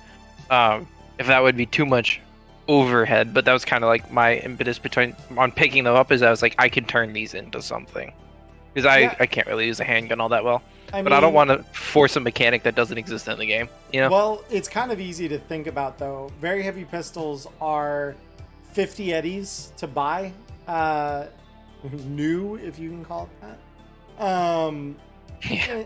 So I could easily see it converting like 50 eddies of scrap. So feasibly making a because I assume you're just trying to make armor piercing grenades. Yeah, there's a couple. I got a billion things that I want to make, but yeah, that's the first thing. That's the first thing, yeah. Because as I recall, Shit's I believe expensive. You just need 50 eddies worth of materials in addition to the blueprint. And yeah, each one of those guns you confiscated, at least the pistols, right? Because I don't think you took any of the rifles, did you? No, I didn't. I took I took 2 poor quality, very heavy pistols, and then I have the NCPD heavy pistol, but I'm not going to break that. That's for the disguise. So each of the very heavy pistols you do want to tear down would be able to be converted into a single grenade's worth of scrap, essentially. And it wouldn't take you very long to tear them down to that. In the bigger scheme of things, now that you're home in relative safety, reconstructing them into grenades is going to take a day per grenade.